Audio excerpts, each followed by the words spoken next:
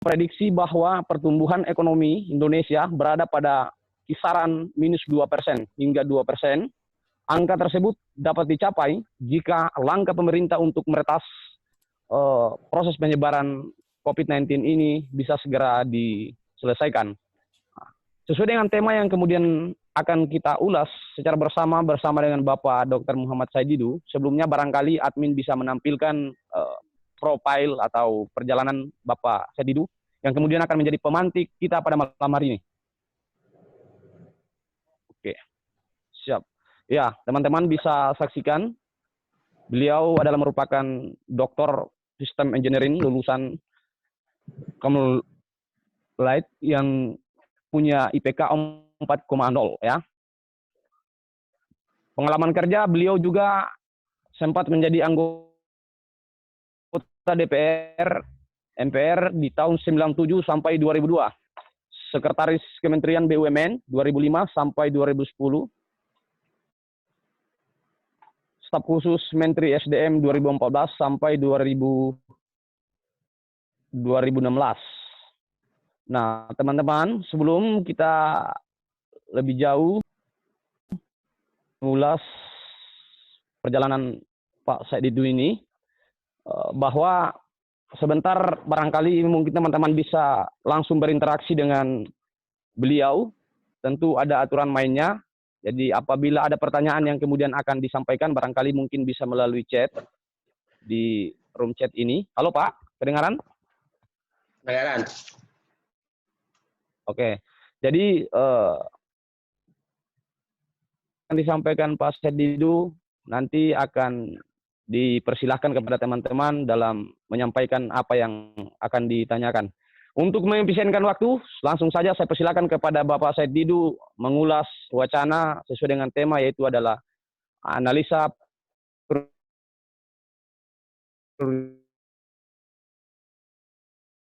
yang halo. Terima kasih. Assalamualaikum warahmatullahi wabarakatuh. Jelas suaranya? Jelas. Halo. Jelas.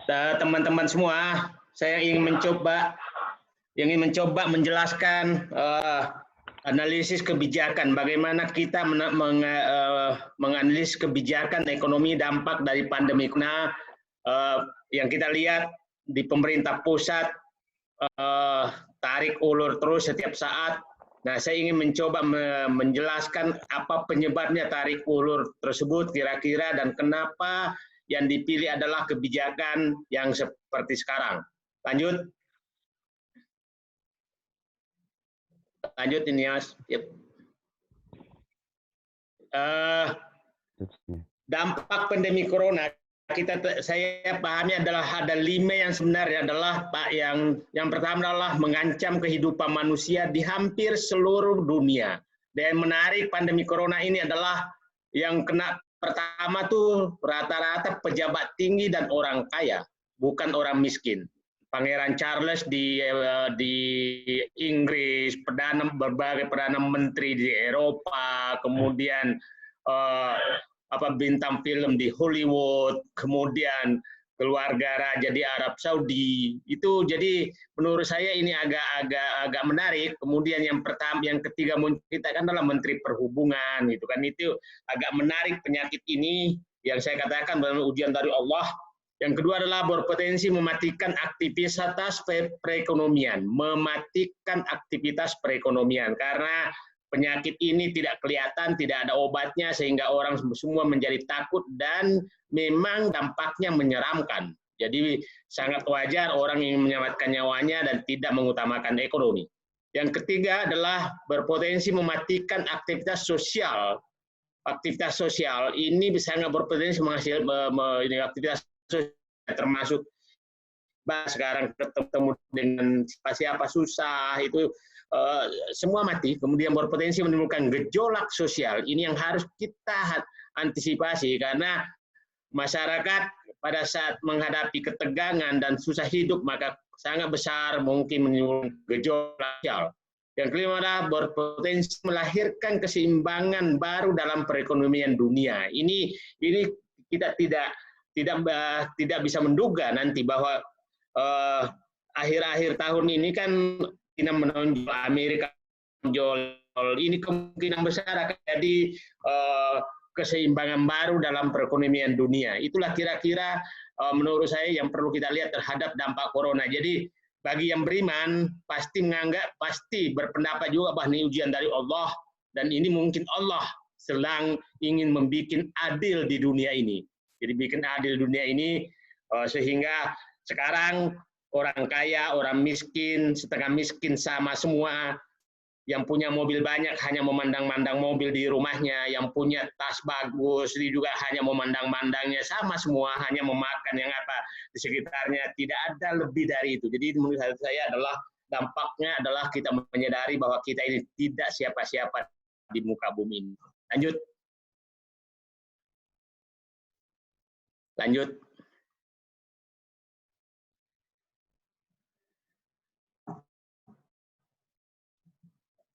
Mohon ini ya. Halo. Ini ya dilanjutkan. Apa namanya? Ya. Nanti berapa menit ya, sebelumnya saya udah ngomong. Ya. Saya coba melihat bagaimana analisis pengambilan kebijakan terhadap menangani pandemi corona. Saya orang sistem itu selalu melihat ada 5 kotak, yang satu yang untuk mengambil keputusan itu adalah ada istilahnya lingkungan strategis, input lingkungan strategis, kemudian input terkontrol yang warna putih, kemudian input yang tidak terkontrol itu yang warna merah, kemudian output yang dikehendaki, apa yang kita kehendaki, kebijakan-kebijakan apa yang kita kehendaki, output apa yang kita kehendaki dari proses pengambilan keputusan di warna hitam, dan output yang kita tidak kehendaki. Nah, teman-teman semua pasti mendengarkan terjadi debat yang sangat tinggi, sangat menarik di pemerintah pusat, bahkan di antara pemerintah itu. Kita lihat dari output warna hijau, output yang dikehendaki, bahwa sebenarnya kalau kita lihat prioritasnya, bahwa setiap pengendalian pandemi corona sebenarnya yang harus diutamakan adalah korban harus minimal, kemudian penyebaran harus terhenti, kemudian kesejahteraan rakyat harus aman, kemudian keuangan negara aman, kemudian perekonomian nasional terjaga, dan gejolak sosial tidak terjadi. Itu sebenarnya 6 output yang dikehendaki. Disinilah sering terjadi perdebatan di antara pejabat, karena ada pejabat yang mengutamakan nomor 5, yaitu ekonomi. Dia seakan-akan mengabaikan tentang nyawa manusia dan penyebaran corona. Jadi itulah kenapa ada perbedaan pertentangan di antara pejabat, karena ada pejabat yang mungkin sensitivitas kemanusiaannya rendah, tapi pejabat yang agak paham rasional pasti menyatakan penyebab ekonomi tidak berjalan itu adalah karena ada corona. Maka kalau ekonomi mau dijalankan, maka hentikan dulu penyebabnya adalah corona. Itu yang rasional. Nah, tapi ada juga menyatakan biarkan dulu corona, nanti mati sendiri, jalan sendiri corona, nanti berhenti sendiri, ekonomi jangan mati. Sehingga di awal-awal pemerintahan, di awal-awal corona, kita masih mendengarkan apa kata pejabat, presiden sendiri menyatakan cukup minum jamu, wakil presiden menyatakan cukup sholat kunut dan minum susu kuda liar, kemudian menteri kesehatan banyak sekali pernyataan kontroversialnya, kemudian menyatakan bahwa corona tidak mungkin masuk. Jadi memang di awal-awal ini ada yang mengabaikan. Nah, karena diabaikan terus sehingga terjadi penyebaran, dan ada yang sudah menyatakan, kita tahu bahwa kan baru tanggal 2 Maret kalau saya tidak salah baru dinyatakan ada corona di Indonesia. Padahal orang menghitung ahli menyatakan bahwa Januari sebenarnya sudah ada. Jadi, nah inilah penyebabnya sampai sekarang. Nah, pemerintah sekarang baru mulai menyadari bahwa memang ternyata harus serius, bukan main-main. Ya, nah dalam menghadapi dampak corona, kita harus tahu bahwa input lingkungannya itu bahwa penyebaran corona di dunia ini, COVID ini di dunia kita tidak tahu sampai kapan, perkembangan perekonomian dunia juga kita tidak tahu seperti apa, kebijakan negara lain kita tidak tahu seperti apa, dan negara-negara lain pasti menjadi sangat protektif terhadap negaranya untuk mengamankan negaranya. Nah, bagi pemerintah yang input yang bisa terkontrol adalah penanganan warga yang terkena virus corona. Pengendalian penyebaran itu bisa dikendalikan kebijakannya, penyediaan sarana dan prasarana medis, penyediaan bantuan dan sumber alokasi anggaran. Nanti saya akan mencoba bagaimana daerah seperti Sulawesi Barat menghadapi masalah ini. Saya yakin betul bahwa akan berat sekali setelah nanti saya masuk bagaimana fiskal dan moneter. Nah, input tidak terkontrol, ya teknologi pengobatannya belum ada, waktunya kita belum tahu kapan selesai, jumlah penerimaan negara juga tidak tahu, nanti saya jelaskan jumlah dana yang dibutuhkan kita juga nggak tahu, pemerintah hanya menyiapkan sekarang sekitar 400 triliun, saya belum tahu apakah itu cukup atau tidak, itu saya yakin belum cukup, dan lain-lainnya. Dampak yang kita tidak, tolong di slide berikutnya. Dampak corona tidak terkendali, itu yang kita tidak kehendaki, terjadi gejolak perekonomian dan terjadi gejolak sosial. Sekarang, saya ingin masuk bagaimana kita berpikir tentang ekonomi. Ini adalah istilah analisis kebijakan ekonomi pandemi corona dengan pendekatan sistem. Ya, saya katakan tadi bahwa ekonomi, output yang kita kehendaki dari ekonomi yang berwarna hijau adalah pertumbuhan ekonomi positif. Karena perkiraan kita adalah mungkin minus 2-4%. Kalau ini, karena perkiraan 2% pertumbuhan itu yang moderat, itu perkiraan bahwa pertengahan April atau awal Mei, corona sudah selesai. Kelihatannya tidak demikian. Mungkin sampai Juni atau Juli, karena tadi masih bertambah lagi 300 pasien positif nah, jadi kita masih nanti memikirkan bahwa mungkin pertumbuhan ekonomi adalah minus 2%. Yang kedua adalah output yang kita naik, kesejahteraan rakyat harus tetap terjaga, kemudian keuangan negara aman, dan ketiga gejolak sosial tidak terjadi. Itu yang kita harapkan di ekonomi. Tapi kita harus tahu betul bahwa sekarang perkembangan ekonomi dunia sangat tidak jelas. Kebijakan negara lain tengah ekonominya juga sangat tidak jelas. Kita sangat sulit memprediksi apa yang akan terjadi. Nah, untuk membuat kebijakan terhadap kebijakan ekonomi di tengah pandemi corona, input yang bisa dikuasai oleh negara, bisa dikontrol negara, bahwa hanya tingkat suku bunga Bank Indonesia itu bisa dikendalikan. Berapa keinginan itu bisa. Bentuk dan besaran insentif yang diberikan itu juga bisa dikendalikan, bisa dikontrol. Kemudian besaran pajak, bea dan cukai bisa dikontrol. Tingkat suku bunga kredit yang deregulasi, yang deregulated, yang maksudnya kayak KUR itu bisa diatur oleh pemerintah. Tapi tingkat suku bunga komersil biasa itu tidak bisa diatur pemerintah. Yang kelima adalah besaran dan alokasi APBN. Ini nanti akan saya jelaskan khusus. Input yang tidak terkontrol karena ketidakpastian sangat tinggi, maka banyak sekali variabel yang tidak bisa dikontrol oleh pemerintah dalam menangani ekonomi. Pertama, nilai tukar rupiah ini sangat sulit dikontrol sekarang. Karena semua negara berdinamis. Jadi kalau kuat sebentar itu hati-hati, sangat fluktuatif. Dan saya pikir bagi pengusaha adalah sangat mengambil risiko apabila dia mengambil keputusan di nilai tukar rupiah yang fluktuatif. Kedua adalah tingkat suku bunga bank, itu juga nggak bisa dikontrol. Yang ketiga adalah jumlah investasi swasta juga nggak bisa dikontrol. Jumlah investasi asing juga tidak bisa dikontrol. Sumber pembiayaan dari luar negeri dan atau utang juga sangat sulit dikontrol. Output yang kita kehendaki dalam pembangunan ekonomi adalah terjadinya gejolak perekonomian, dan kedua adalah terjadinya gejolak sosial. Ini yang harus ada di kepala semua pihak, mulai dari pusat sampai ke daerah, sampai kita semua untuk melihat kebijakan. Nah, saya gambarkan ini kepada teman-teman semua untuk mencoba menganalisis apabila ada kebijakan pemerintah yang perlu kita berikan masukan. Lanjut.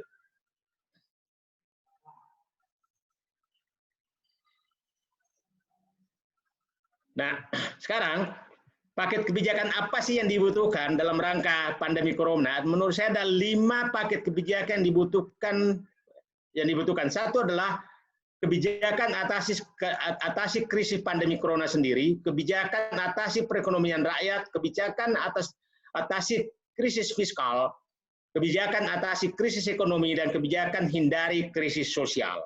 Ini yang harus terus terjaga. 5 paket kebijakan. Lupakan dulu kebijakan infrastruktur, kebijakan ibu kota baru, kebijakan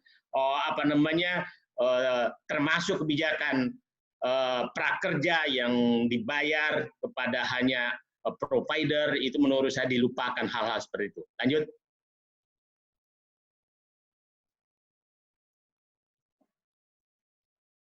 Nah, paket kebijakan pandemi corona menurut saya adalah percepat dan perluas pelaksanaan tes. Karena tes ini sangat menentukan penyebaran. Sangat berbahaya apabila ada orang positif ternyata tidak kena tes atau salah tes. Kita masih ingat kejadian di Rumah Sakit Karya di Semarang, 46 orang para medis kena karena hanya 1 orang pasien yang berbohong. Jadi kalau ada orang sudah kena dan dia tidak tahu bahwa dia sudah positif atau dia berbohong, maka dia akan menjadi penyebar virus corona. Jadi tes ini harus dipercepat. Kedua adalah penyediaan alat pengaman diri kepada yang cukup kepada seluruh tenaga medis. Ketiga, penyediaan ruang perawatan. Keempat, kendalikan penyebaran, lakukan isolasi, sekarang PSBB, lockdown, dan lain-lain. Saya tidak perlu bahas lagi terlalu jauh, dan tutup lalu lintas manusia dari dan ke sumber wabah. Ya, seperti saya dengar tadi dari Indonesia ini sebenarnya negara pulau, dan sebenarnya kalau kebijakannya cepat maka agak mudah diisolasi. Bahwa kalau dulu pandemi corona hanya di Jawa, maka Sulawesi tutup dulu dari Jawa, itu tidak ada masalah, tutup dulu dari Jawa. Kalaupun akan dibuka maka itu diperketat, karena kita tahu yang menyebar di Sulawesi Selatan, Sulawesi adalah dari Jawa atau yang pulang dari umroh. Itu yang saya dengar sumbernya. Lanjut.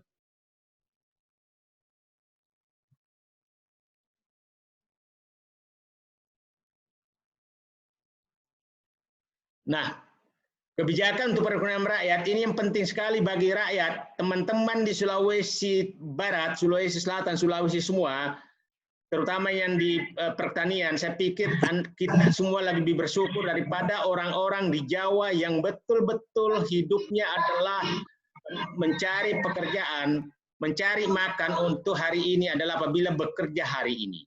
Ini berat sekali, terutama di sekitar Jabodetabek itu berat sekali. Teman-teman di Sulawesi saya pikir kalau untuk makan insya Allah tidak ada masalah, tapi kalau di Jawa itu adalah udah berat sekali kehidupan. Dan kalau saya pikir, nah itu sediakan bahan pokok ini berat sekali. Saya kemudian berikan bantuan langsung tunai itu kepada masyarakat yang miskin ke bawah, kemudian berikan subsidi atau turunkan listrik dan BBM. Listrik ini menurut saya ya yang 450 watt kemarin itu kan hanya 120.000 selama 3 bulan.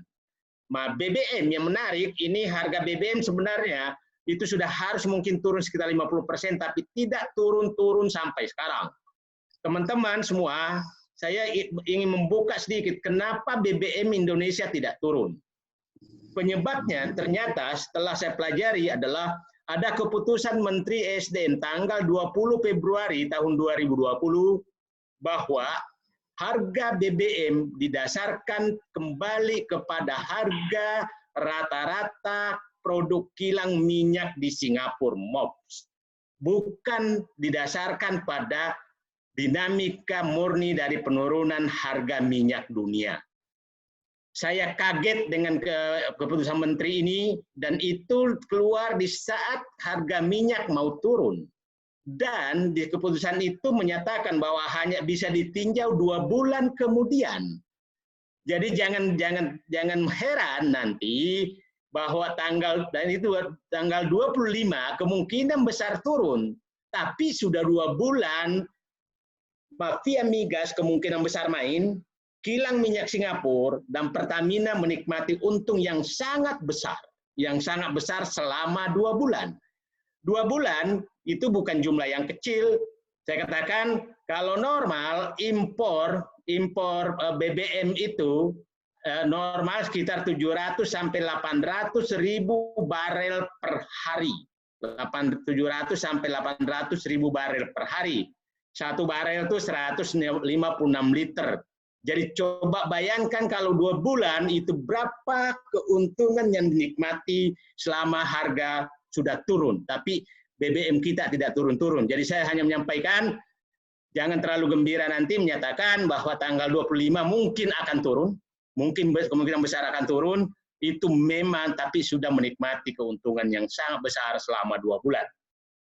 Yang keempat adalah berikan insentif untuk petani dan UMKM. Ini petani perlu diberikan insentif agar produk pertanian segera bangkit. Karena yang bisa membangkitkan ekonomi Indonesia hanya 2, yaitu petani dan UMKM. Yang lain saya pikir agak berat untuk bangkit dalam waktu cepat. Yang kelima, aktifkan swadaya masyarakat. Ini penting sekali karena kemampuan pemerintah untuk menyediakan dana penyelesaian corona, pemenuhan kebutuhan pokok masyarakat sangat-sangat rendah. Saya boleh jujur, silakan teman-teman menanyakan kepada Pemda di Sulawesi Barat, di Sulawesi manapun, saya yakin bahwa membayar gaji pun sudah berat, karena uang transfer dari pusat sudah sangat menurun. Itu cuma mereka tidak berani teriak. Jadi jangan terlalu berharap bahwa akan ada bantuan dari Pemda. Keuangan Pemda sangat-sangat kecil. Jadi mari kita ngebangkitkan swadaya masyarakat. Lanjut.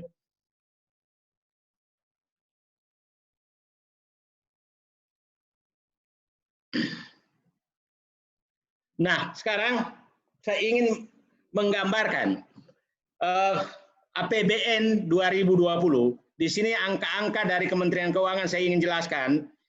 Saya ingin jelaskan dulu bahwa APBN itu bukan berarti bahwa uangnya sudah ada. Saya ulangi, APBN bukan berarti bahwa uangnya sudah ada.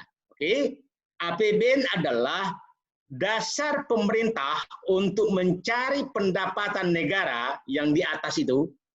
Dan apabila pendapatan negara didapatkan, baru dibelanjakan sesuai dengan pos yang disepakati. Oke, saya ulangi. APBN atau APBD itu hanyalah catatan bagi pemerintah pusat dan pemerintah daerah untuk mendapatkan pendapatan, dan apabila mendapatkan pendapatan, maka dibelanjakan sesuai dengan pos yang ditentukan. Jadi jangan menyatakan bahwa sekarang sudah ada uang, tidak ada uang. Tidak ada uang. Nah, kita lihat APBN 2020 setelah diperbaiki, setelah dimasukkan tentang ini corona, tentang corona kan kira-kira 405 triliun. Oke, kita lihat bahwa APBN sekarang diproyeksikan tuh 2.600 triliun. Dari awalnya 2.500 triliun, tapi dari 2.500 triliun diperkirakan akan ada tambahan utang sebesar 850 triliun. 850 triliun utang baru tahun ini. Nah, kita lihat pendapatan pajak itu turun, dan saya belum yakin bahwa pendapatan pajak di sini ditargetkan adalah 1.000. Pajak itu 1.000 pendapatan dirjempai 1.200 triliun. Itu diperkirakan 1.200 triliun dari 2.700 triliun. Tapi pengalaman saya memperkirakan mungkin jauh di bawah itu. Kalau umpamanya hanya mendapatkan 1.000 triliun, berarti negara atau pemerintah harus mengutang sekitar 1.000 triliun tahun ini. Jadi adik-adik pegang angka ini nanti untuk ngecek.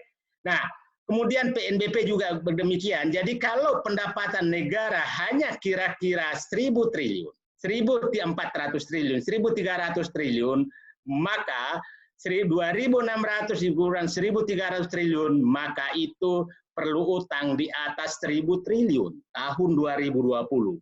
Oke? Nah, jadi ini angka-angka yang membuat kita semua, yang problemnya sekarang adalah utang ini tidak ada. Seperti kemarin kan melelang utang itu tidak laku seperti dulu. Karena hampir semua negara tidak punya uang untuk memberikan utang.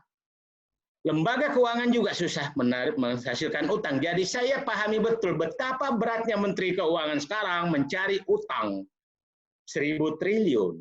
Dan Gubernur Bank Indonesia, karena kalau tidak berhasil mencari utang dari lembaga keuangan, dari masyarakat tuh menjual surat utang negara dengan bunga yang lebih bagus dari masyarakat. Nah, kemudian akan mengutang ke Bank Indonesia. Bank Indonesia memberikan utang. Masuk utang Bank Indonesia adalah Bank Indonesia mencetak uang. Dan pemerintah punya utang kepada Bank Indonesia. Itu persis pada saat BLBI tahun 98. Yang jumlahnya 670 triliun. Sampai sekarang belum lunas. Jadi, nah kita bayangkan bahwa betapa beratnya beban ekonomi fiskal pemerintah sekarang. Jadi pemerintah daerah harus siap-siap bahwa kemungkinan besar agak susah mendapatkan transfer ke daerah dari daerah. Kita lihat di APBN ini bahwa transfer ke daerah awalnya ditargetkan 856 triliun, sekarang turun menjadi 762 triliun.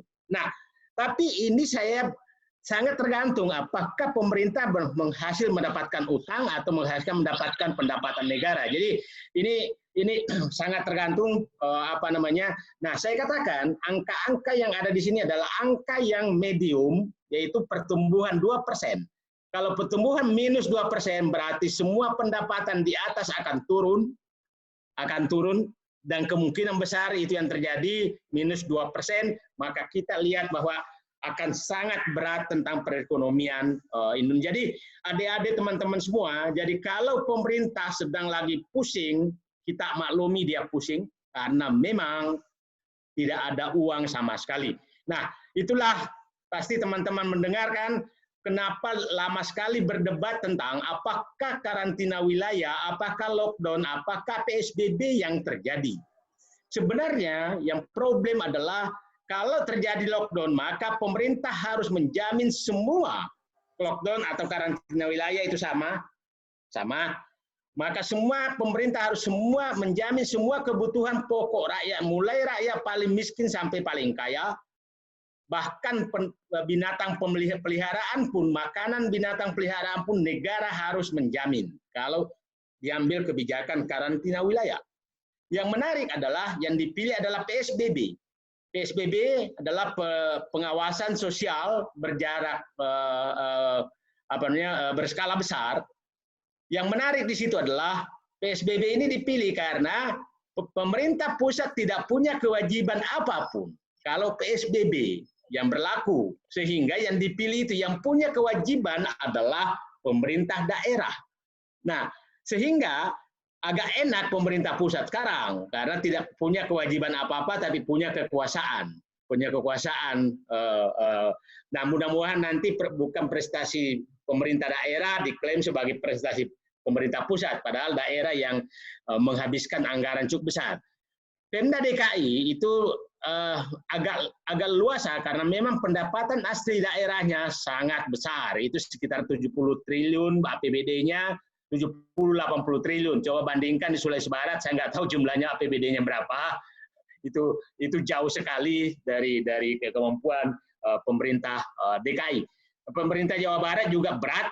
Akhirnya PSBB wilayah-wilayah dekat Jakarta, yaitu Bekasi, Bogor, Depok, Tangerang Selatan, ya itu ada beberapa Pemda yang meminta bantuan dari pemerintah DKI Jakarta karena memang kemampuan pemerintah Jawa Barat juga tidak sebesar kemampuannya. Nah, inilah gambaran angka-angka ini silakan dipegang. Angka-angka ini adalah angka APBN 2020 yang saya katakan sangat-sangat berat karena utang akan bertambah, perkiraan saya 1.000 triliun. 1.000 triliun itu utang. Jadi kalau 1.000 triliun berarti kira-kira tahun ini, tahun 2020 akhir akan ada utang pemerintah sebesar 7.000 triliun lebih. Anda bisa bayangkan, mulai Indonesia merdeka sampai 2014, utang negara, utang pemerintah itu hanya 2.400 triliun. Sekarang hanya 6 tahun pemerintahan ini menambah utang menjadi kira-kira 7.000 triliun, berarti menambah sekitar 4,2 kali lipat lebih, 2 kali lipat lebih, hampir lipat, nanti kira-kira 3 kali lipat dalam waktu 6 tahun. Jadi 6 tahun ini menurut saya adik-adik yang generasi muda harus memikirkan karena beban utang Indonesia sudah sangat-sangat berat. Lanjut. Lanjut, nanti kita lanjut dengan tanya jawab tentang angka-angka ini. Angka-angka ini cukup menarik untuk melihat. Nah, sekarang kebijakan atasi krisis fiskal, saya pikir alihkan anggaran infrastruktur termasuk pembangunan ibu kota baru, penyelesaian pandemi corona dan perekonomian rakyat. Kita lihat tadi postur APBN tadi, saya belum lihat perubahan pengalihan anggaran infrastruktur yang sangat besar serta pengalihan pembangunan ibu kota baru. Untuk apa kita menambah utang ribuan triliun sementara sebenarnya ini belum dibutuhkan.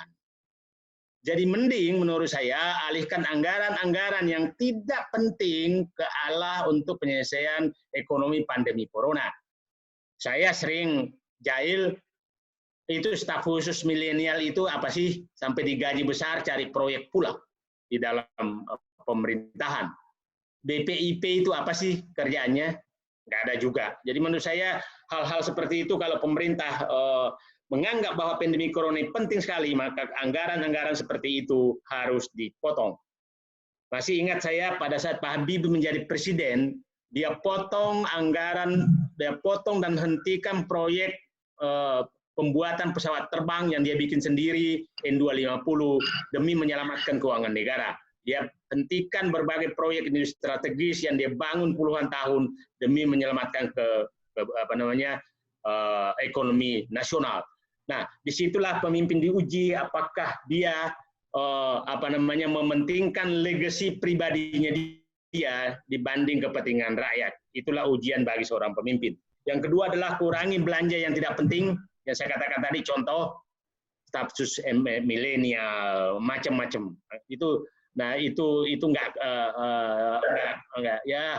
berkurang sama sekali. Tiga, lakukan negosiasi pembayaran utang. Ini perlu walaupun sempit sekali karena tidak tahu utang kita selama ini itu sebagian besar adalah surat berharga yang bunganya sangat tinggi. Teman-teman harus tahu bahwa Indonesia adalah adalah utang yang sangat mungkin tertinggi bunganya di dunia. Utang Indonesia itu lebih tinggi bunganya dibanding dengan Filipina. Jadi problemnya kita adalah utang besar dengan bunga yang sangat tinggi. Bayangkan kita ada bunga utang kita ada yang 6% sampai 7%. Coba Anda bayangkan di Australia bunga bank itu 2%. Ada negara yang minus, ada negara 0%. Jepang itu 0% bunga. Jadi kalau dia membeli surat utang negara Indonesia, itu maka dia dapat keuntungan 6%. Jadi memang ini menguntungkan investor dan memberatkan rakyat Indonesia membayar utang. Pasti ada yang bilang, kenapa kita nggak apa-apa ngutang? Betul, nggak apa-apa ngutang, tapi karena utang maka rakyat tidak bisa mendapatkan lagi subsidi pupuk yang tinggi, tidak bisa lagi mendapatkan subsidi listrik, tidak bisa lagi mendapatkan subsidi BBM, tidak bisa lagi mendapatkan pelayanan kesehatan yang baik, tidak bisa lagi mendapatkan pelayanan pendidikan yang baik, karena harus membayar utang. Jadi teman-teman yang berpendapat bahwa utang tidak apa-apa, mohon dipikirkan kembali bahwa dengan banyaknya utang, maka ruang bagi pemerintah untuk membiayai kebutuhan dasar rakyat menjadi sangat berkurang. Yang keempat adalah amankan penerimaan negara di sumber daya alam. Ini penting sekali karena jangan sampai penghasilan kita, tambang-tambang asing yang di dalam Indonesia yang semakin banyak, di Sulawesi banyak sekali, itu harus dijaga betul, jangan sampai mereka bawa begitu saja tanpa penghasilan ke negara. Lanjut.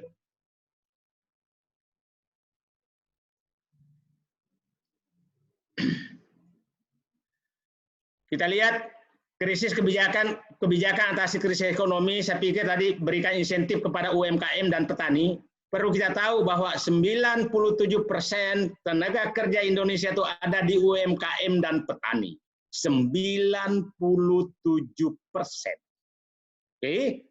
Yang menarik adalah yang tenaga kerja di Indonesia itu hampir 50% adalah tenaga kerja informal.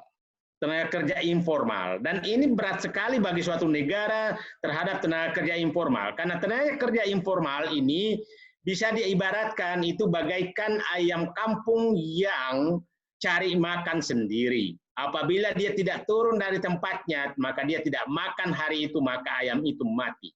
Itulah sektor informal. Sektor informal ini tidak punya tabungan apa-apa. Nah, yang menarik adalah bahwa sektor informal ini seakan-akan penyelamat negeri, penyelamat tenaga kerja. Sangat bangga menyatakan bahwa semakin banyak sopir ojol. Ojol itu pekerjaan informal, pekerjaan pelarian. Hanya ada ojol, ada manfaat ojol apabila banyak orang kaya menggunakan ojol. Nah, pemikiran-pemikiran menghasilkan tenaga kerja informal seperti itu dan seakan-akan hebat itu menurut saya perlu dipikirkan oleh teman-teman semua. Bagi saya lebih menghargai seorang nelayan, anak muda nelayan di Sulawesi Barat yang mendapatkan teknologi bagaimana menangkap ikan tuna daripada seorang anak muda hanya menjual-jual provider dan mengeruk untung dari penjualan provider tersebut. Itu bagi saya.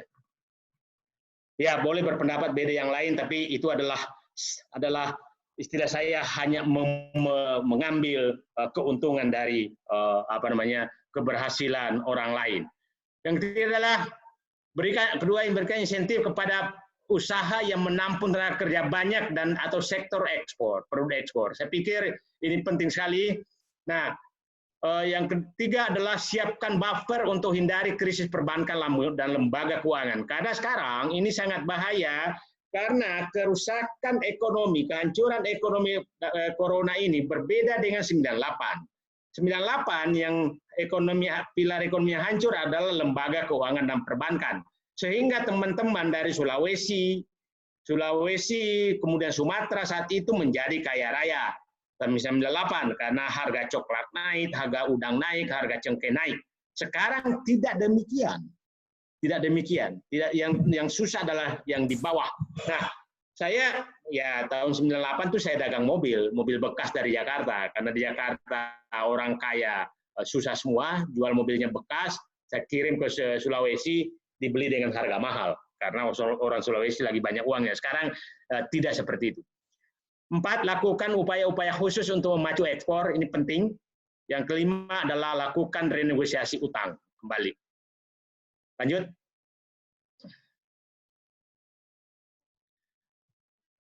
Nah, kebijakan hindari krisis sosial adalah tingkatkan transparansi pengelolaan anggaran. Ini penting sekali. Pengelolaan anggaran, saya pikir masyarakat tergenyuh semua bagaimana staf khusus milenial presiden diberikan proyek 5,4 triliun hanya memberikan pelatihan online kepada yang punya kartu prakerja. Ini menurut saya pasti teman-teman di Sulawesi Barat pasti agak resah juga, enak benar. Padahal sekampung saya, Hairul itu membuat pesawat belajar secara gratis dari YouTube. Bayangkan, belajar secara gratis saja sudah bisa membuat pesawat. Bagaimana kalau kira-kira paket seperti apa yang disiapkan oleh staf khusus milenial itu, sehingga satu orang harus membayar 1 juta rupiah untuk belajar online. Nah, ini logikanya seperti apa? Dan saya pikir publik harus paham ini menurut saya harus dikritisi karena tidak menarik sama sekali. Nah, itu maksudnya tingkatkan transparansi penganggaran karena rakyat lagi butuh, jangan hambur-hamburkan uang yang sama sekali tidak transparan. Yang kedua, berikan keadilan kepada masyarakat, ini penting sekali. Keadilan kepada masyarakat ini penting sekali karena keresahan masyarakat tinggi sekali. Bagaimana kita mendengarkan tiap hari orang dijamret karena pelepasan narapidana oleh Menteri Hukum dan HAM 36.000 orang. dan itulah mengganggu masyarakat sekarang. Itu rasa keadilan masyarakat penting juga karena sekarang seakan-akan masyarakat yang tidak yang memberikan saran ke pemerintah dan tidak selalu memihak pemerintah, maka itu adalah gampang sekali dilaporkan dan ditangkap oleh aparat. Ini kalau dilakukan terus maka ketegangan masyarakat terus terjadi. Jadi biarkanlah demokrasi, orang bicara, yang penting dia tidak melakukan pelanggaran hukum. Kalau berbicara itu kebebasan sesuai konstitusi, dan konstitusi negara harus melindungi kebebasan berpendapat, bukan menghalangi kebebasan berpendapat. Yang ketiga adalah hentikan arogansi kekuasaan, ini penting sekali, karena kekuasaan sekarang bukan lagi orang penguasa, tapi orang-orang yang dekat kekuasaan, itu yang merasa bahwa dirinya adalah kastanya lebih tinggi dari yang lain. Nah, saya ingin menjelaskan terakhir sebelum kita tanya jawab, sektor-sektor apa sih yang kena dampak corona jangka pendek dan yang mana yang agak terbebas dari dampak. Saya ingin jelaskan, pertama yang paling kena dampak paling berat itu adalah pariwisata, kemudian konstruksi, ini kena, transportasi darat, laut, dan udara, pertambangan, keuangan, otomotif, usaha kecil, mikro, dan menengah, kemudian pertanian, jasa logistik, jasa telekomunikasi, kemudian ini dari paling berat ke paling yang ini paling gampang, kemudian elektronik, makanan dan minuman, kimia, farmasi, dan terakhir tekstil. Jadi kira-kira itu yang sangat berdampak, pariwisata paling berdampak terhadap ekonomi. Sekarang terakhir sebelum saya tutup, bagaimana ekonomi kita? Sulawesi Barat, Sulawesi dan lain-lain, saya katakan bahwa sejatuh-jatuhnya ekonomi Sulawesi dan Sulawesi Barat insya Allah tidak sejatuh dengan di Jawa. Kenapa? Karena produk kita adalah produk memang kebutuhan dasar manusia, adalah pangan, itu produknya. Jadi saya sih berharap adik-adik semua yang ini sejengkal tanah depan rumah, tanami tanaman pangan. Kenapa? Saya perkirakan akan terjadi krisis pangannya agak berat. Agak berat, karena begini. Ada dua saja. Gula kita itu kita butuh, kalau normal, industri sama konsumsi itu butuh 7 juta ton. 7 juta ton. Produksi kita hanya 3 juta ton. Berarti kita harus mengimpor 4 juta ton. 4 juta ton, hampir seluruh negara sekarang tidak ada yang mau mengekspornya. Sehingga jangan heran, saya agak ketawa mendengarkan pidato Presiden bahwa harga gula segera akan turun. Bagaimana mau turun? Tidak ada gula. Panen penggilingan gula baru perkiraan bulan pertengahan Juni. Pertengahan Juni Jawa. Dan itu tidak cukup. Nah, jadi gula pasti problem besar. Kedua adalah beras. Beras ini, teman-teman di Sulawesi, tolong jangan dijual semua berasnya. Beras akan menghadapi problem karena hampir semua negara juga tidak mau menjual berasnya. Dan beras yang ada di kita, beras yang ada di Bulog itu hanya 2 juta ton. Sekarang saya yakin mungkin tinggal 1,5. Anda tahu bahwa konsumsi beras kita itu kira-kira 1,5 sampai 2 juta ton per bulan. Mungkin 2,2 juta ton per bulan. Jadi kalau Bulog hanya punya 2 juta ton, maka itu hanya cukup untuk 1 bulan. Nah sekarang, di Sulawesi Barat, Sulawesi Selatan sedang panen padi. Jawa panennya tidak terlalu bagus. Kira-kira panen sekarang ini, kalau seluruh Indonesia mungkin hanya menghasilkan mungkin 6 juta ton. Jadi hanya untuk konsumsi 3 bulan. 3 bulan. Nah, setelah itu baru nanam padi lagi dan menunggu 3 bulan. Jadi saya agak was-was tentang beras. Jadi saya harapkan teman-teman semua betul-betul menyiapkan diri untuk pangan. Kenapa saya sampaikan ini? Saya paham bahwa kemampuan pemerintah untuk memenuhi kebutuhan pokok rakyat sangat-sangat terbatas, sebagaimana saya jelaskan tadi di analisis fiskal tadi. Itulah pengantar saya. Saya senang kalau teman-teman semua ini diskusi. Saya persilahkan moderator untuk memfasilitasi. Terima kasih. Ya. Assalamualaikum warahmatullahi wabarakatuh. Ya, menarik sekali apa yang diulas secara apik oleh narasumber kita pada malam hari ini. Nah. Halo, cek, cek. Halo, ya. Halo. Ya, Ya, saya catat. menarik sekali apa yang menarik sekali apa yang kemudian diulas oleh narasumber kita malam hari ini. Tentu saya lihat di di chat ini belum ada masuk pertanyaan. Tetapi barangkali mungkin ada di antara kita yang kemudian ingin berinteraksi langsung dengan Pak Said Didu. Untuk itu kami persilahkan langsung. Ya, ada Kakanda Arif Amin Makulau. Silahkan, kami persilahkan untuk berinteraksi langsung dengan Pak Said Didu. Ya, Assalamualaikum warahmatullahi wabarakatuh. Waalaikumsalam warahmatullahi wabarakatuh. Apa kabar, Bapak? Wah, tambah muda kelihatan. Siap. Ya. Nah, jadi ini menarik sekali, Pak, pembahasan kita malam ini. Dan kemudian ini juga hampir tiap hari saya diskusikan dengan teman-teman di Sulawesi Barat mengenai kebijakan-kebijakan pemerintah dalam hal mengantisipasi dampak-dampak negatif dari virus corona ini. Kemudian yang menarik yang saya ingin sampaikan adalah adanya pengalihan anggaran dan dana desa yang dapat digunakan untuk penanggulangan atau untuk digunakan untuk virus corona ini.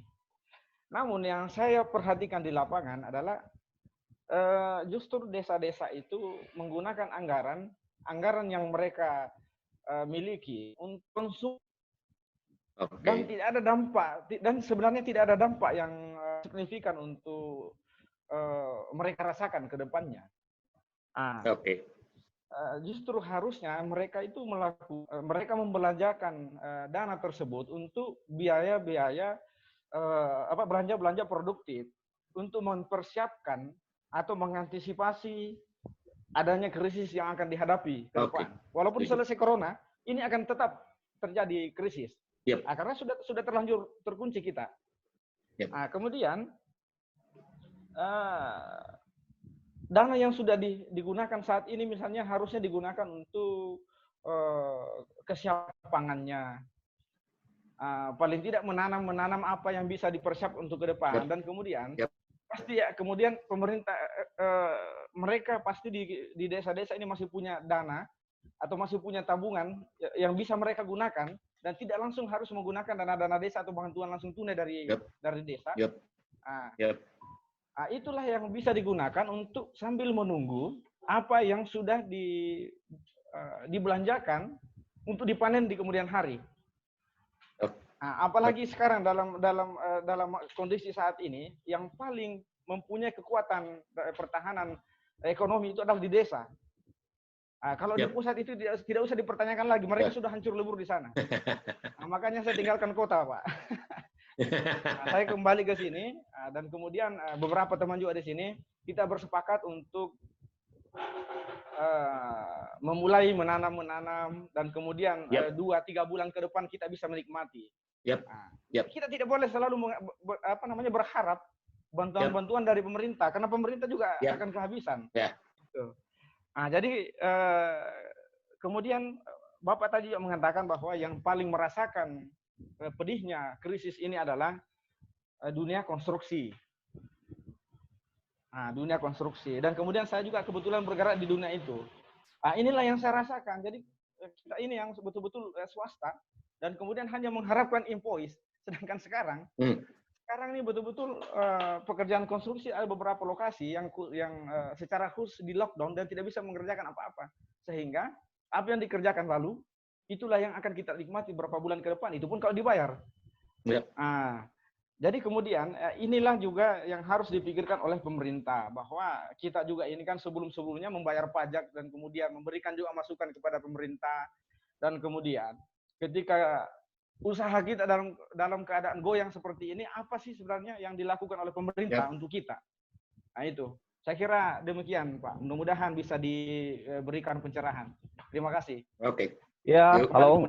Sebelumnya barangkali Pak Said Didu sudah menangkap poin yang menjadi stressing dari penanya kita, dan ini barangkali mungkin bisa saya persilakan kepada Rahmat dulu selanjutnya. Jadi kita tampung dulu beberapa pertanyaan, baru kemudian kami berikan kepada Pak Said Didu. Jadi silakan Saudara Rahmat, redaktur di Kita ID. Silakan. Ya, terima kasih. Assalamualaikum warahmatullahi wabarakatuh. Selamat malam Pak Said Didu. Waalaikumsalam warahmatullahi wabarakatuh. Saya mungkin ke konteks Sulbar saja. Sebenarnya tantangan ekonomi seberat apa yang dihadapi Sulawesi Barat hari ini terkait wabah COVID-19 ini, karena beberapa waktu lalu saya juga sempat berbincang dengan Kepala Perwakilan Bank Indonesia Sulawesi Barat. Beliau masih memprediksi akan ada pertumbuhan ekonomi Sulbar sebesar 4,4 hingga 4,7%. Di sisi lain, ketika kita membaca beberapa poin yang menjadi tantangan pertumbuhan ekonomi Sulbar dan catatan-catatan di tahun sebelumnya Sulbar tidak mengalami pertumbuhan ekonomi secara signifikan. Karena memang secara global hari ini itu ada penurunan volume perdagangan CPO. Itu menjadi komoditi utama kita di Sulbar. Dan pasti akan berimbas terhadap harga. Belum lagi misalnya tantangan inflasi dan deflasi. Di Sulbar ini hampir tidak terbaca bahwa banyak juga pekerja-pekerja informal yang mulai kehilangan pekerjaan seperti itu. Nah, saya mungkin butuh penegasan kembali tantangan ekonomi apa yang akan dihadapi Sulbar ke depan ini, khususnya di tahun 2020 dan mungkin bisa saja akan berimbas 1 atau 2 tahun ke depan, Pak. Oke. Itu dulu. Terima kasih. Oke, terima kasih banyak Saudara Rahmat. Jadi sebelum kami mempersilakan penanya selanjutnya, untuk sementara kami persilakan kepada Bapak Said Didu dulu untuk menanggapi 2 penanya, lalu kemudian kita lanjutkan ke penanya selanjutnya. Silakan Pak.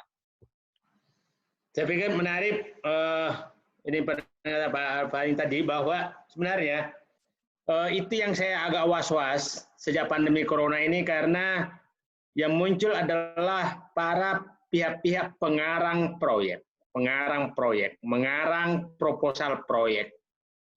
Kita masih ingatkan surat staf khusus milenial presiden yang kelihatannya sepertinya menurut saya itu agak numpang juga tuh, walaupun dinyatakan tidak memakai APBN.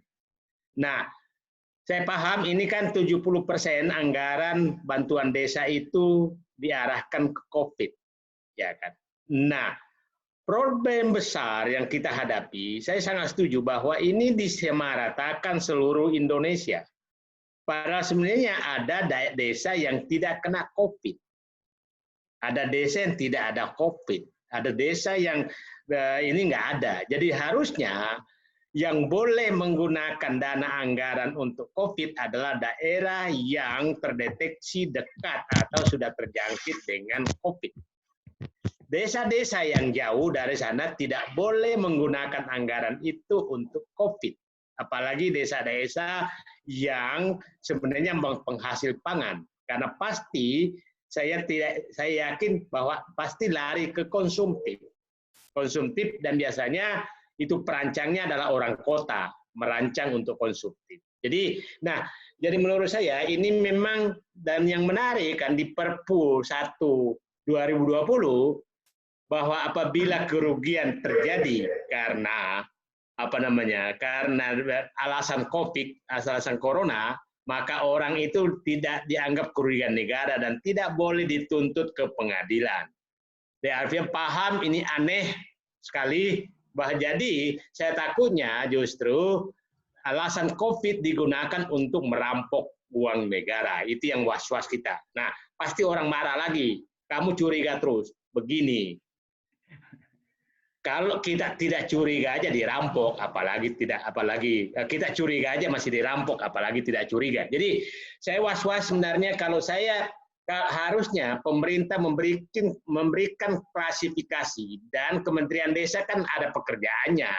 Harusnya dia mengidentifikasi desa yang kelas A umpamanya adalah desa yang betul-betul 100% dari 70% anggaran bantuan desa itu digunakan untuk COVID. Maksudnya itu desa itu benar-benar kena COVID. Mungkin kelas B yang hanya sekian persen, dan terakhir yang tidak ada COVID-nya. Tidak COVID-nya, maka itu harus digunakan untuk kegiatan produktif. Jadi, nah itu menurut saya. Tapi kalau digunakan semua bahwa ini untuk COVID, maka pasti yang terjadi adalah orang-orang yang merancang proyek untuk kegiatan konsumtif. Bisa saja adalah konsumsi-konsumsi yang tidak dibutuhkan oleh rakyat di sana. Jadi saya pikir teman-teman di daerah mohon membantu desa-desa agar, saya sangat setuju agar menyiapkan ini produktif untuk pangan. Menanam singkong, menanam padi, menanam pisang, menanam apa, karena saya yakin betul bahwa ke depan pangan akan berat, dan itu akan menjadi sumber pendapatan yang paling, yang ada COVID udahlah, atau memang kalaupun ada COVID itu. Nah, kita mendengarkan sekarang ada informasi yang saya dapat bahwa desa-desa juga disiapkan, diminta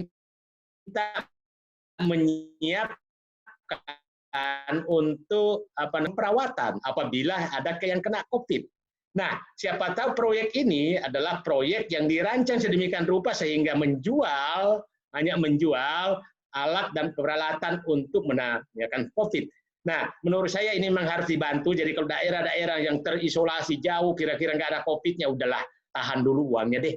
Kalau perlu, nah saya pikir ini sangat menarik karena proyek ini kan dana desa ini kan triliunan juga, bukan dana kecil. Nah, dari Pak, tadi kebantuan ke pengusaha, saya katakan sebenarnya kalau kita lihat, saya punya data berbagai negara, memang pengusaha ini harus diselamatkan. Apalagi pengusaha kontraktor itu kan saya katakan mungkin di atas 50% pekerjaan aja pekerja informal, ya kan Pak, buruh harian. Jadi pada saat kontraktor hilang, maka dia tidak bisa makan. Jadi kalau mau menyelamatkannya kan kira-kira yang seperti itu terjadi. Tapi halo. Nah, saya pikir ini penting kita lakukan untuk menyelamatkan ini. Jadi saya mudah-mudahan insentif pajak, kemudian insentif modal itu segera disiapkan untuk menjaga agar kontraktor tetap bisa jalan. Dari Pak Rahmat, saya agak paham tentang basis ekonomi Sulawesi. Sulawesi Barat tidak jauh dengan Sulawesi Selatan. Bedanya hanya Sulawesi Barat adalah ada perkebunan yang lebih besar daripada tanaman pangan. Jadi saya tidak terlalu yakin memang bahwa dampak ekonomi minus tidak akan terjadi di Sulawesi. Saya nggak yakin karena kita adalah produk pertanian yang sangat laku. Yang perlu diwaspadai adalah mengendalikan harga produk pertanian. Saya katakan sekarang, saya dari dulu saya tidak setuju yang dinamakan harga eceran tertinggi beras. Perang petani untuk sejahtera. Dan baru kali ini terjadi demikian. Yang di negara manapun yang terjadi adalah ada namanya harga, sekarang kan harga eceran tertinggi. Harga eceran tertinggi adalah harga penjualan tertinggi oleh petani. Di negara manapun, namanya produk pertanian itu yang dibatasi adalah harga penjualan terendah. Namanya harga patokan pemerintah. Harga patokan pemerintah adalah harga terendah yang boleh diterima oleh petani. Maksudnya, apabila harga di atas harga HPP, harga patokan pemerintah di atas, maka pemerintah tidak boleh membeli atau Bulog tidak boleh membeli agar petani menikmati keuntungan. Apabila di bawah harga patokan pemerintah, maka pemerintah lewat Bulog harus membeli.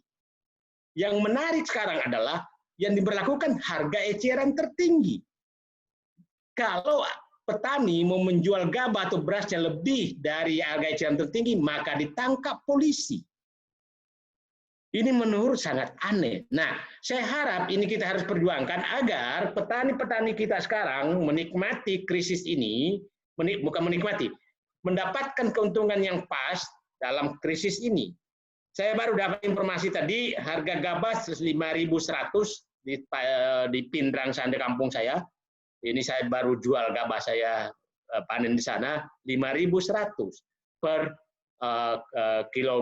kilogram. Nah, ini cukup bagus harganya, tapi menurut saya ini akan naik lagi harga karena beras tidak ada. Nah, bagaimana melindungi masyarakat yang tidak penghasil beras?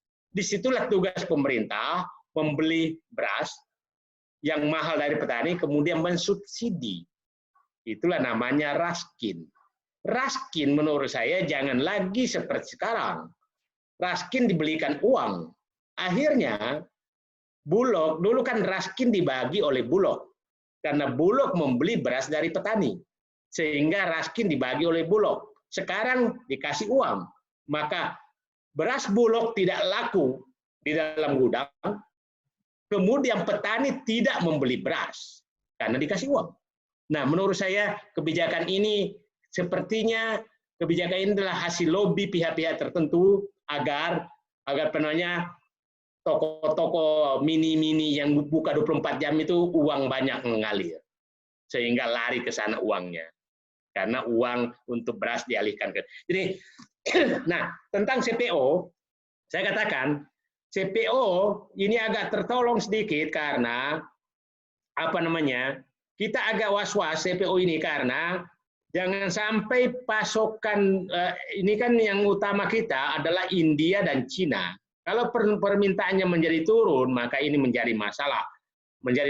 Nah, saya pikir ekonomi Sulawesi Barat sangat tergantung harga CPO. Sangat tergantung pertumbuhan ekonomi Sulawesi Barat. Tapi saya punya keyakinan pertumbuhan ekonomi Sulawesi Barat memang tidak akan mungkin minus, karena basis ekonominya berbeda. Berbeda dengan Jawa, berbeda dengan daerah-daerah perkotaan. Jadi Pak Rahmat tadi saya setuju, tapi menyatakan bahwa 4% itu terlalu optimis. Kenapa?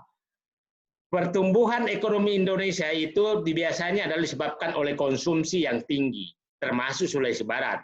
Dan saya yakin konsumsi akan tidak setinggi yang di tahun-tahun sebelumnya. Jadi kalau menyatakan 4% menurut saya terlalu optimis. Mungkin Sulawesi Barat perkiraan saya ya 2%.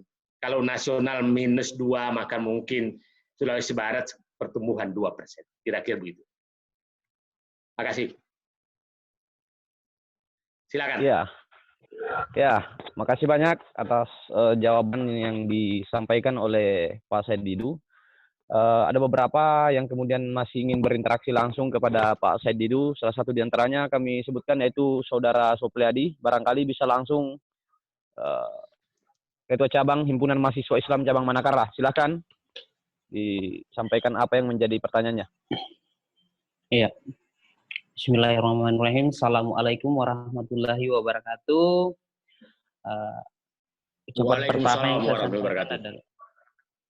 Ucapan pertama yang saya sampaikan adalah terima kasih banyak kepada Ayahanda Bapak Said Didu, salah satu tokoh nasional yang hari ini masih setia bersama-sama dengan kelompok-kelompok teman-teman mahasiswa atau kelompok aktivis hari ini membicarakan tentang masalah bangsa hari ini, mulai dari tingkatan nasional sampai ke daerah. Begitupun kami di Sulbar, kami sangat terasakan bahwa betapa giatnya melakukan sebuah proses edukasi yang kemudian kita akan munculkan dalam ruang mulai dari tingkatan sampai desa hingga sampai nasional. Yang pertama menyampaikan bahwa wabah COVID-19 ini adalah sebuah isu global yang kemudian kita harus mesti hati-hati menangani. Sehingga kemudian lewat kebijakan pemerintah harus bagaimana kemudian mengatasi persoalan ini. Sampai hari ini teman-teman kami hari ini merasakan bahwa contoh pertama di Provinsi Sulawesi Barat dan di daerah kami yang tinggal terkhusus di Mamuju adalah beberapa muncul kebijakan yang dilakukan oleh pemerintah provinsi maupun daerah, tapi kami sampai hari ini masih mengambil kesimpulan bahwa beberapa kegiatan yang dilakukan itu sangat tidak efektif. Karena pertama adalah di satu sisi pemerintah mengeluarkan kebijakan yang dimana masyarakat harus dipaksa untuk tinggal di rumah. Sementara di sisi lain akses-akses transportasi yang kemudian masih berinteraksi. Contoh misalkan hari ini pesawat. Mohon maaf beberapa waktu kemarin aksi di lapangan, kendati pun maklumat Kapolri, kami harus langgar. Karena kenapa? Wabah corona ini tidak dibawa atau tidak muncul dari ruang-ruang atau desa-desa yang berada di pemukiman Provinsi Sulawesi Barat. Tapi wabah corona ini kami meyakini bahwa ini adalah sebuah kontak atau interaksi manusia ke manusia yang lain yang kemungkinan besar. Halo, cek. Barangkali mungkin bisa pertanyaannya dirampingkan langsung to the point saja karena ini masih ada teman-teman yang kemudian akan bertanya. Silakan. Oh, siap. Saya akan kerucutkan sehingga kami menyampaikan bahwa pemerintah pusat hari ini tolong mengeluarkan kebijakan yang betul-betul efektif sehingga masyarakat kecil ini harus merasakan daripada kebijakan yang lahir. Penanganan COVID-19 ini harus diputus mata rantainya. Tidak kemudian hanya berpihak kepada pihak tertentu yang kemudian di satu sisi kita dibatasi ruang interaksinya, tapi di sisi lain orang-orang yang di luar daripada itu, misalkan contoh taraf hidup perekonomiannya atau status ekonominya di atas rata-rata, masih dilakukan upaya berlalu lalang. Dan paling kami tekankan bahwa kami meminta kepada pemerintah untuk hentikan dulu pola interaksi dari luar yang kemarin yang terjadi di Sulawesi Tenggara yang masyarakat Cina diperbolehkan masuk ke daerah, sementara kita ketahui bahwa corona itu sendiri pertama muncul itu di daerah Cina, sehingga pertanyaannya barangkali bisa disampaikan. Pertanyaan langsung disampaikan. Pertanyaan saya adalah bagaimana upaya pemerintah secara efektif, bagaimana menyelesaikan persoalan ini sehingga masyarakat sampai hari ini tidak resah melawan menangani wabah COVID-19 ini. Dan tentunya kami berharap bahwa kebijakan ini harus betul-betul efektif muncul dari rahim pemerintah yang betul-betul bicara kebijakan tentang kepentingan sosial masyarakat. Karena kasihan kita, contoh kami di sini di Sulbar, taraf ekonominya masih di angka 60% di bawah rata-rata. Mungkin saya kembalikan ke moderator. Terima kasih. Assalamualaikum warahmatullahi wabarakatuh. Oke, kita sudah tangkap apa yang menjadi pertanyaan dari Ketua Umum Himpunan Mahasiswa Cabang Manakara. Dan ini untuk mengefisienkan waktu, kita persilakan langsung saja ke Pak Said Didu untuk menanggapi apa yang ditanyakan tadi, ya, bagaimana atau apa langkah yang kemudian kira-kira dilakukan oleh pemerintah dalam rangka memutus mata rantai penyebaran COVID-19 ini, khususnya di Sulawesi Barat. Silakan, Pak. Saya pikir kan Sulawesi Barat tadi dikatakan sudah ada 7 positif, ya. Jadi saya pikir yang paling efektif itu adalah lakukan tes betul itu. Jangan sampai masih ada yang lolos sehingga menjadi penyebab penyebaran. Dan betul-betul dibujuk jangan sampai ada yang berbohong, pernah sentuh tapi tidak menyatakan tersentuh. Itu harus dibujuk betul karena ini demi menyelamatkan. Karena Sulawesi Barat pintu masuknya kan tidak. Nah, yang perlu hanya dijaga karena Sulawesi Selatan lebih tinggi wabahnya dibanding Sulawesi Barat. Jadi pintu masuknya kan kira-kira adalah yang paling utama adalah perbatasan dari Sulawesi Selatan. Harus dijaga. Tapi perbatasan Sulawesi Selatan kita tahu daerah perbatasannya kan adalah Pindrang. Pindrang itu seingat saya ada 3 orang yang positif. Nah kemudian yang kita ini memang adalah ini adalah dari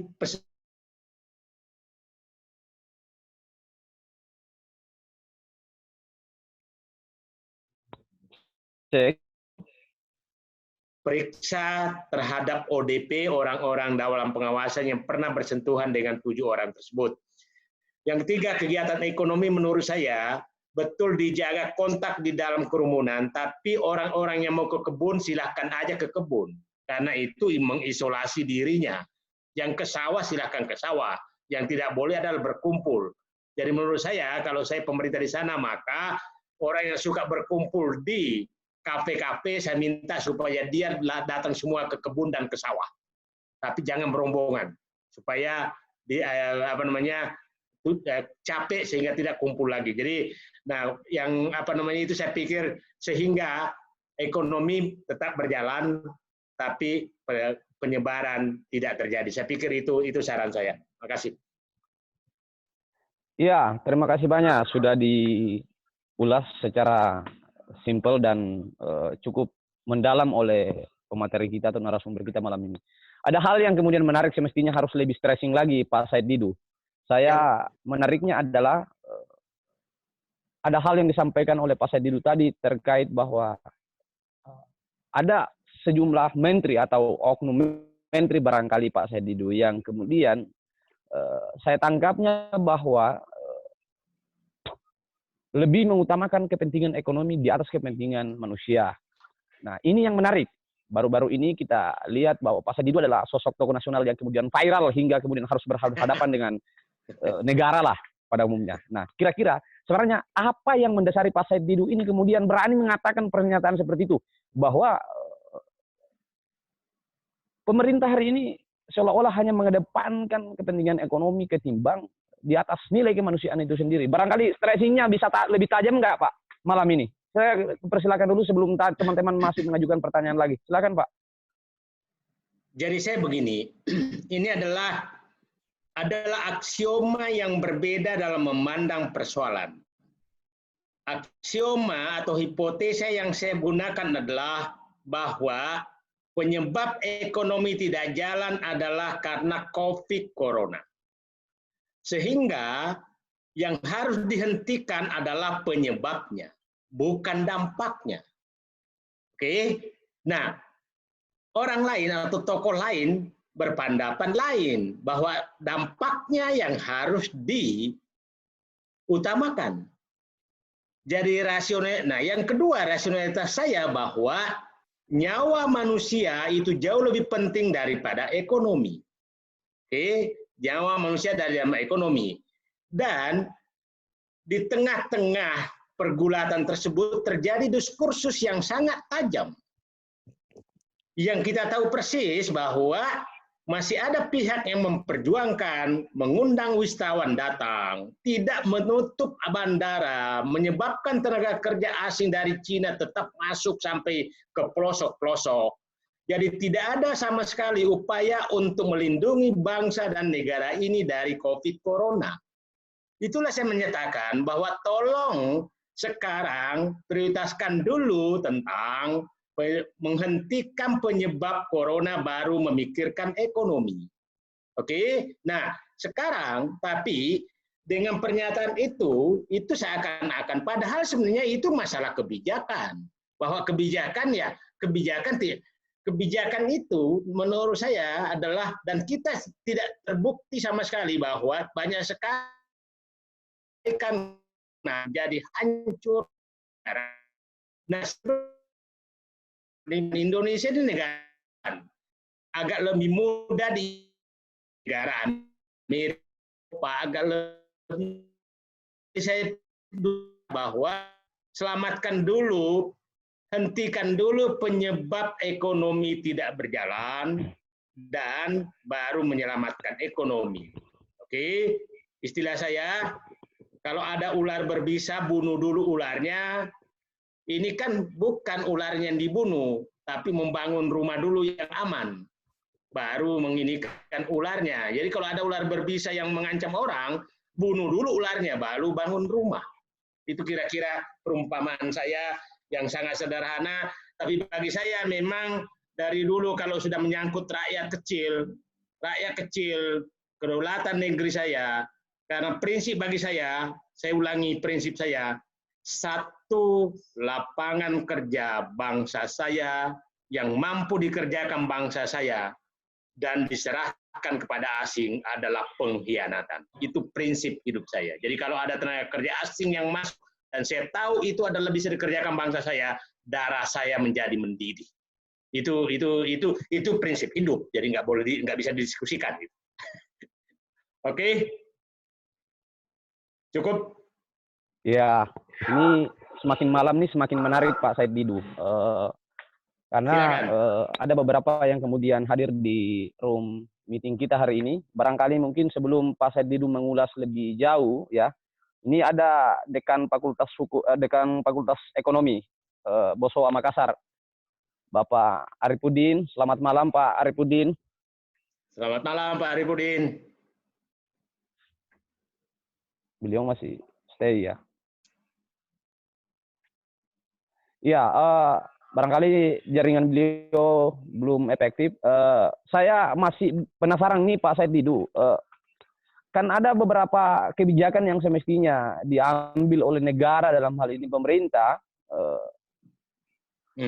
Yang pertama, tadi Pak Said Didu menyebut bahwa di tengah pandemi COVID-19 ini yang saat ini melanda bangsa kita, semestinya negara atau pemerintah dalam hal ini harus mencoba menghentikan sejumlah hal yang bersifat infrastruktur. Barangkali itu bisa dijelaskan lebih tajam lagi Pak ya. Apakah ada data khusus yang secara pribadi dari Pak Said Didu sehingga kemudian berani menyatakan statement seperti itu? Jangan sampai kemudian publik mengatakan Pak Said Didu ini adalah hanya mencoba memprovokatori publik saja. Bisa mungkin diulas lebih tajam. Silakan Pak. Saya kasih contoh. Apakah masih perlu membangun kereta api cepat Bandung yang secara ekonomi tidak menguntungkan? Secara ekonomi saja. Apakah masih perlu membangun kereta api Makassar-Parepare? Sementara kita harus mengutang 1.000 triliun. Oke? Apakah masih perlu mempercepat pembangunan ibu kota baru? Sementara kita masuk ngutang. Apakah masih perlu membangun beberapa infrastruktur lain yang sebenarnya belum dibutuhkan? Kita masih ingat, teman-teman semua, masih ingat kan proyek pencetakan sawah baru yang katanya ratusan ribu hektar, jutaan hektar. Di mana sawah itu sekarang? Kalau sawah itu ada, berarti kan terjadi peningkatan produksi pangan dong. Oke, di mana sawah itu sekarang? Saya lihat di kampung saya itu adalah proyek proyek yang menggusur ke pisang orang dan kelapa orang dan dikasih pematang, tidak ada irigasi. Jadi saya coba lihatlah kereta api Makassar Parepare.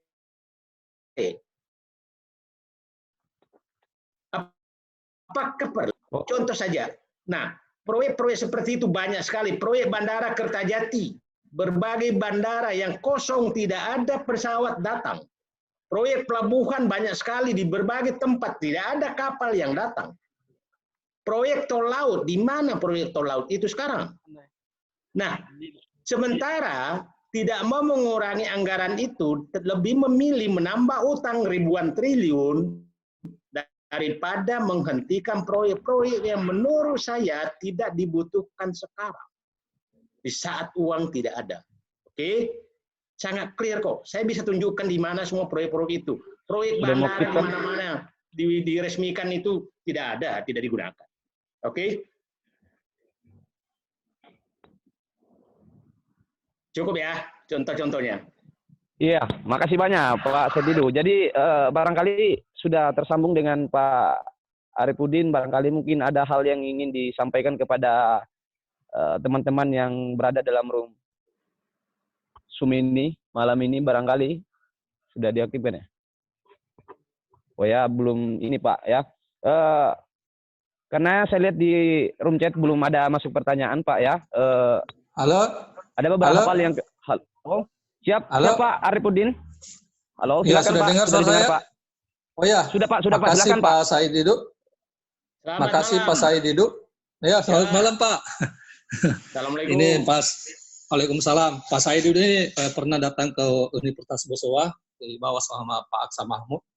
Saya kenal secara pais waktu ke Universitas Bosowa, Pak.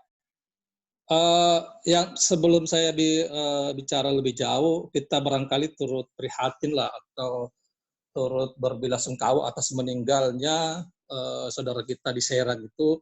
Informasi yang kita dengar bahwa ibu ini meninggal karena mereka tidak makan selama 2 hari akibat COVID-19 ini.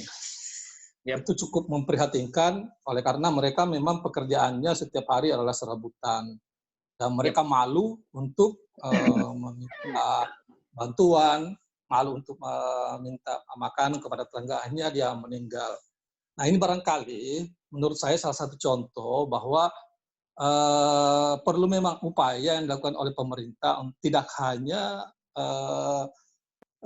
memperhatikan mereka-mereka yang kemudian misalnya sekarang bagaimana kemudian pemerintah menggelontorkan dana yang luar biasa lalu kemudian itu fokus pada persoalan pengenangan kesehatan. Bagaimana dengan seperti yang dialami oleh ibu ini, kemudian kalau di kota-kota besar seperti di Makassar ini, yang sebenarnya yang terjadi itu adalah yang paling dirasakan itu adalah mereka yang setiap hari harus bekerja. Contoh misalnya para tukang beca kalau di sini Makassar ya. Kemudian ojol, kemudian buruh harian, kemudian pedagang kaki lima. Nah ini kan perlu juga diperhatikan. Nah mestinya pemerintah menyiapkan dulu dana kalau perlu dibantu dulu sebelum dirumahkan. Nah kan di Makassar ini, halo, didengar ya? Ya. Ya. Jadi di Makassar ini kan sekarang sementara uji coba untuk penerapan PSBB. Kemudian di Makassar ini kan kalau dilihat dari di luar dari Pulau Jawa, ini Makassar salah satu yang terbesar pandemi COVID-19 ini. Dan itu akan diterapkan mulai tanggal 24. Tapi menurut saya memang ada persoalan-persoalan lain yang muncul. Seperti saya sampaikan tadi, ketika saya coba-coba turun juga di lapangan, kemudian bertanya kepada pedagang kaki lima dan ataupun ojol itu, ojek kalau di sini, itu dia bilang sama saya, Pak, gini, saya ini sudah 2 hari tidak dapat tumpangan, tidak dapat penumpang. Kemudian yang satu lagi dia bilang, bagaimana mungkin saya tidak menjual, Pak? Sementara saya tidak dapat bantuan dari pemerintah. Nah ini saya kira permasalahan-permasalahan sosial yang harus dipikirkan oleh pemerintah. Saya sih sepakat apa yang dilakukan oleh pemerintah Makassar saat ini bahwa bagaimana kemudian dia menerapkan PSBB itu, tetapi pertanyaan kemudian bagaimana dengan orang-orang yang kena dampaknya ini? Nah ini menurut saya yang perlu diperhatikan oleh kita semua, karena bagaimanapun juga bahwa ini dirasakan oleh masyarakat kecil. Barangkali kalau teman-teman atau masyarakat yang di desa, tadi saya menarik apa yang disampaikan oleh adik-adik adinda kita di Sulbar bahwa bagaimana dengan dana desa itu. Sebenarnya memang kalau kita mau apa yang disampaikan oleh Pak Sadidu tadi itu menarik karena memang di desa itu sebagian besar tidak kena. Seperti misalnya di Bantaeng itu masih belum ada positif. Tetapi saya pantau dana desa itu sudah digunakan secara konsumtif. Ya mereka beli telur, membagikan beras dan seterusnya. Padahal beras di kampung itu banyak. Nah ini kan yang menurut saya apa yang disampaikan oleh Pak Said itu tadi saya juga sepakat itu bahwa kalau memang belum mendesak jangan dulu lah, jangan dipakai dulu kecuali memang sudah waktunya mereka memang tidak bekerja atau tidak di kebun, tidak pergi di kebun. Tapi kan kalau desa menurut saya tidak terlalu berdampak. Tetapi yang banyak dampaknya di kota-kota seperti di Jakarta ataupun kalau di Indonesia Timur ini adalah Makassar. Makassar ini banyak sekali dampaknya ini. Ya, itu gambaran-gambaran seperti itu. Dan yang lain lagi, persoalan-persoalan lain muncul seperti misalnya bagaimana tingkat kejahatan itu semakin tinggi, termasuk di Makassar ini. Bagaimana misalnya para yang kemarin itu ada kebijakan kemudian dilepaskanlah para narapidana. Ini kan menjadi masalah baru lagi. Karena ternyata banyak di antara mereka kemudian ditangkap lagi. Kenapa ditangkap? Karena mereka melakukan tindak pidana lagi. Nah ini saya kira menurut saya kebijakan-kebijakan seperti ini yang perlu dikaji bersama. Dikaji oleh pemerintah bahwa ada kebijakan yang keliru. Kenapa mereka yang sementara di penjara lalu kemudian dilepas? Nah, ternyata setelah dia keluar, ya baru bikin masalah lagi. Nah ini saya kira pandangan saya dari Makassar yang jelasnya kesimpulannya adalah semuanya harus diperhatikan. Bahwa bagaimana kemudian pemerintah hadir memperhatikan tingkat kesehatan itu nomor satu. Tetapi kita juga tidak boleh menutup mata bahwa banyak di antara masyarakat atau rakyat Indonesia ini yang sebenarnya sangat butuh dengan pekerjaan. Tidak mungkin dia tinggal di rumah. Nah, saya kira itu kesimpulannya. Makasih. Karena saya kira masih banyak adinda-adinda kita yang mau menanggapi yang lain. Makasih. Ya, makasih banyak. Saya ambil alih adminnya karena ada kesalahan teknis, Pak, ya, dari moderator. Ya. Jadi saya pindah. Makasih banyak, Kakanda, Pak Arifudin, atas ulasannya. Ini ada pertanyaan yang sebelum masuk ke bagaimana kemudian Pak Said Didu merespon apa yang menjadi masukan dari Pak Arifudin. Ini ada pertanyaan Pak Said Didu yang kami bacakan dulu ya. Ini masuk dari Dunde Zen. Apakah ada kebijakan lain yang lebih efektif dari PSBB dalam memutus rantai COVID-19 ini, Pak, untuk Pak Said Didu? Untuk itu kami persilakan, Pak, silakan untuk mengulas ini. Oke. Saya pikir jadi gini, Pak Arifudin tadi. Saya kalau menjadi seorang pengambil kebijakan, maka saya hanya fokus dua dan saya lupakan dulu yang lain karena saya tahu uang saya terbatas. Maka saya hanya fokus adalah menyelamatkan makanan rakyat kecil dan menyelesaikan masalah pandemi corona. Yang lain saya lupakan. Itu kalau saya kebijakan. Nah, sekarang begini. Saya sering mengumpamakan begini, strata masyarakat itu ada 4. Mohon maaf kalau saya perumpamakan. Ada orang yang sudah sampai tingkat kepompong. Kepompong itu tidak perlu makanannya sudah berubah, sudah cukup sampai dia berubah jadi kupu-kupu. Maksudnya orang ini sudah bisa hidup sampai ke akhirat. Mungkin keturunannya pun cukup. Itu abaikan dulu deh, itu nggak usah dihitung. Ya kan itu. Betul. Kelompok ketiga yang saya katakan adalah kelompok ular piton. Ular piton itu makan sekali tidur sebulan. 3 atau 3 bulan, 2 bulan. Nah, orang ini ada yang punya tabungan banyak nih. Tapi akan mati juga kalau setahun nggak ada lagi pemasukan. Itu ular piton. Ini juga abaikan dulu. Oke. Yang ketiga adalah kelompok yang rezekinya seperti ternak peliharaan. Hanya bisa hidup kalau dikasih makan oleh tuannya. Ayam negeri itu kan kalau dikasih makan tuannya. Nah, yang perlu diselamatkan adalah tuannya. Oke, pengusaha-pengusaha agar dia masih bisa memberikan makan kepada ternaknya.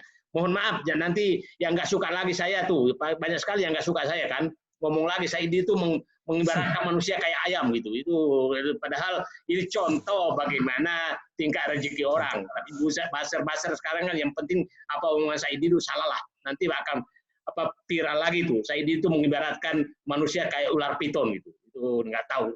Nah, jadi ini yang diselamatkan tuannya yang tadi ayam peternak. Ya, saya sapi potong, saya peternak sapi yang dipelihara. Nah, itu yang dipelihara kan tuannya. Nah, sekarang ada orang yang cari rezeki seperti ayam kampung. Dia harus turun cari makan sendiri baru bisa hidup hari itu. Itu adalah kelompok masyarakat rezekinya bagaikan ayam kampung yang cari makan sendiri. Nah, ini yang harus diperhatikan, yang ayam kampung. Jadi saya katakan tadi, yang kira-kira rezekinya modelnya kayak ayam kampung itu harus diperhatikan langsung oleh pemerintah. Yang kayak ayam peternak, maka tuannya yang harus diperhatikan. Yang ular piton diamkan dulu deh. Masih bisa, apalagi yang sudah kepompong. Biarkan saja yang kepompong ini. Nah, sekarang, itu di data saja. Tapi saya agak paham, Pak, bahwa sekarang dana pemerintah selagi sangat tidak cukup. Boleh Bapak tanya temannya di Pemda kota, transfer pusat tidak lancar sekarang. Karena memang uang tidak ada. Oke, pertanyaannya adalah, saya sih berpendapat sekarang, makanya saya katakan tadi, berharap dari pemerintah, mending tingkatkan dulu gotong royong masyarakat. Jadi pemerintah menurut saya harus menyatu ke masyarakat, jangan justru menjauhi masyarakat. Yang punya kemampuan bikinlah nasi bungkus di rumah, dibagi tiap hari.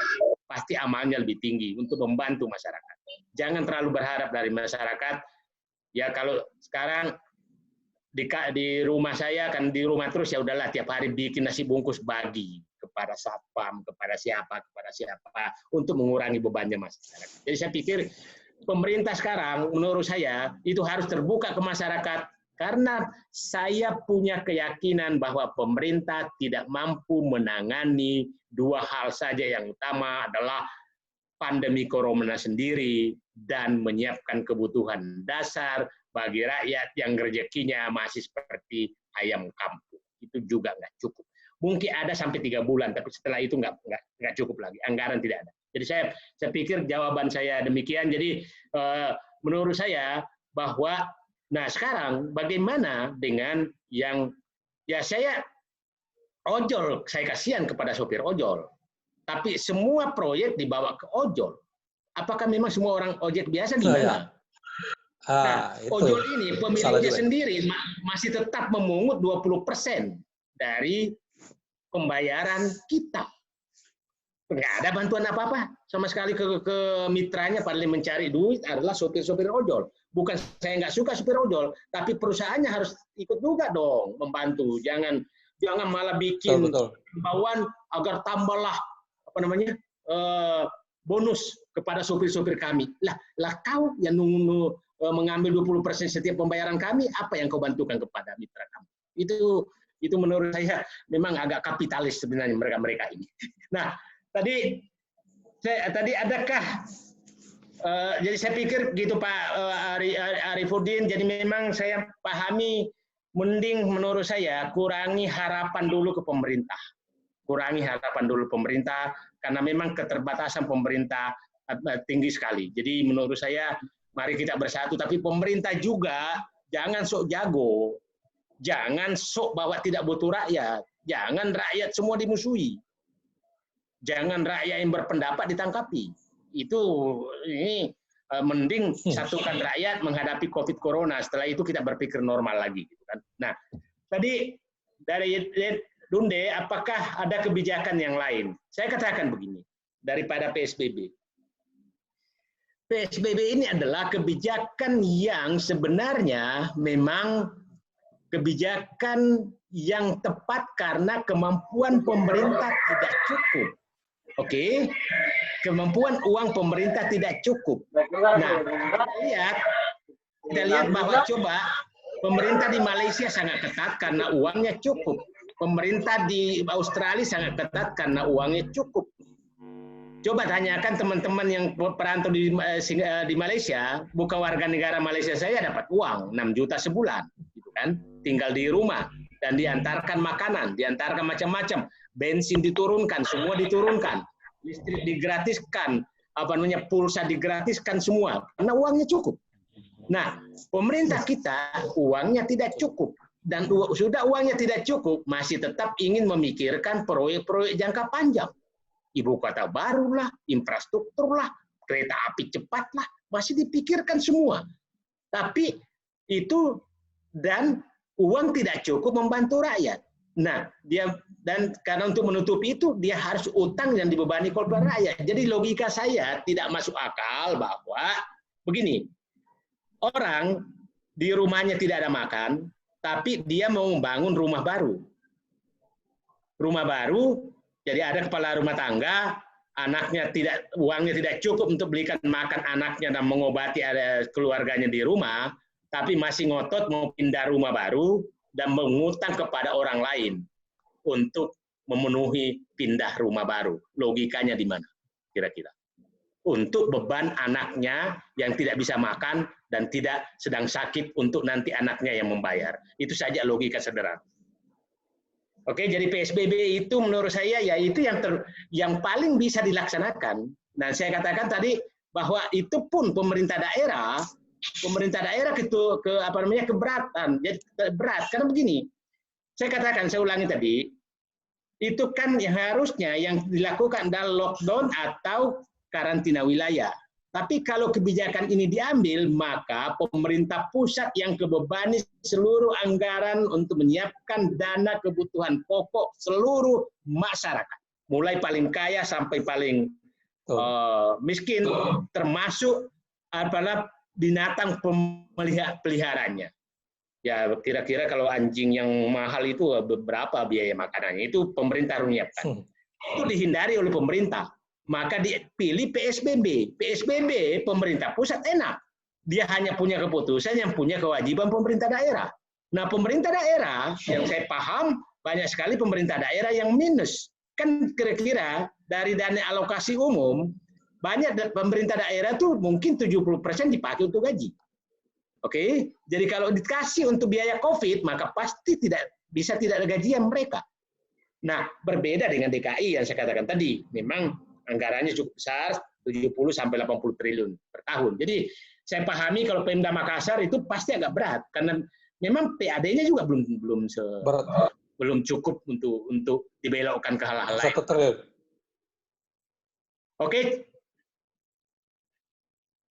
Oke, makasih banyak Pak Sadidu. Barangkali Pak Arifudin juga sudah menangkap apa yang kemudian diulas, termasuk penanya selanjutnya yang tadi. Dan ini untuk Pak Sadidu barangkali bisa mungkin lebih diulas spesifik sebelum kita mengakhiri diskusi kita pada malam hari ini, bahwa halo Pak, barangkali bisa didengar Pak ya. Halo Pak.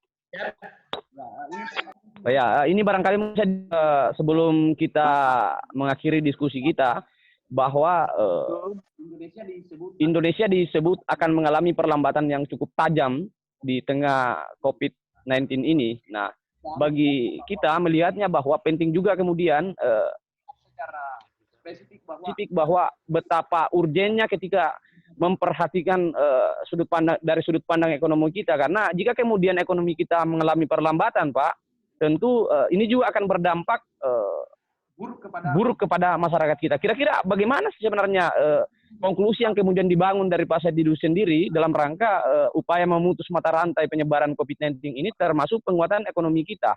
Karena setali tiga uang antara dua konsep ini yang kemudian sama. Saya katakan begini. Ini harus dibedakan betul penanganan di daerah yang pandemi. Itu udah harus dipikirkan. Ekonomi itu berjalan normal-normal. Tapi yang paling penting adalah terjadi isolasi antar wilayah, bukan isolasi dalam wilayah terhadap. Jadi begini, daerah yang non pandemi itu isolasi antar wilayah. Tapi daerah di dalam sudah ada pandemi, maka itu adalah PSBB yang berlaku. Oke, itu menurut saya supaya ekonomi tetap berjalan di daerah-daerah, karena tidak semua juga pandemi.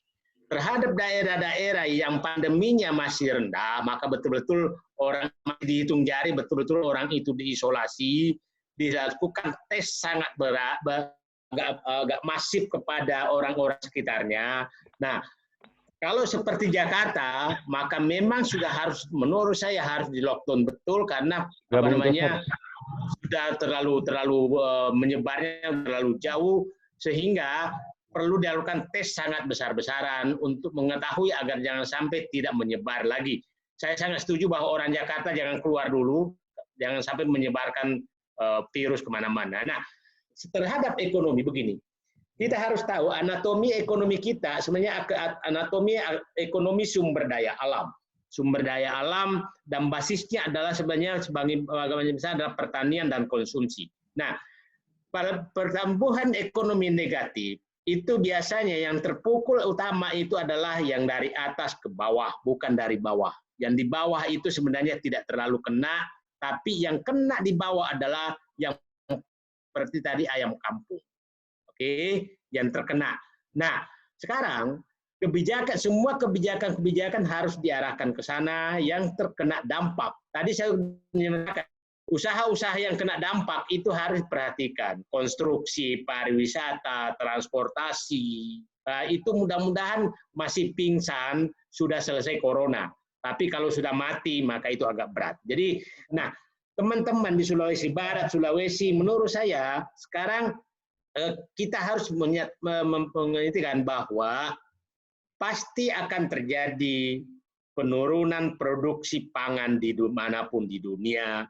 Dan saya berharap bahwa kita semua masuk ke ekonomi itu. Jadi ekonomi tersebut agar pada saat selesai corona maka semua bangkit dengan cepat. Dan saya sih menyatakan daerah-daerah Sulawesi itu tidak usah terlalu, tapi untuk makan. Untuk ekonomi, untuk kaya lupakan dulu saja. Karena orang kaya sekarang juga nggak ada gunanya. Yang istrinya punya tas Hermes juga lihat-lihat aja. Yang punya mobil macam-macam juga nggak dipakai juga. Jadi saya sih berharap, yang saya berharap adalah jangan sampai pemerintah memberi kebijakan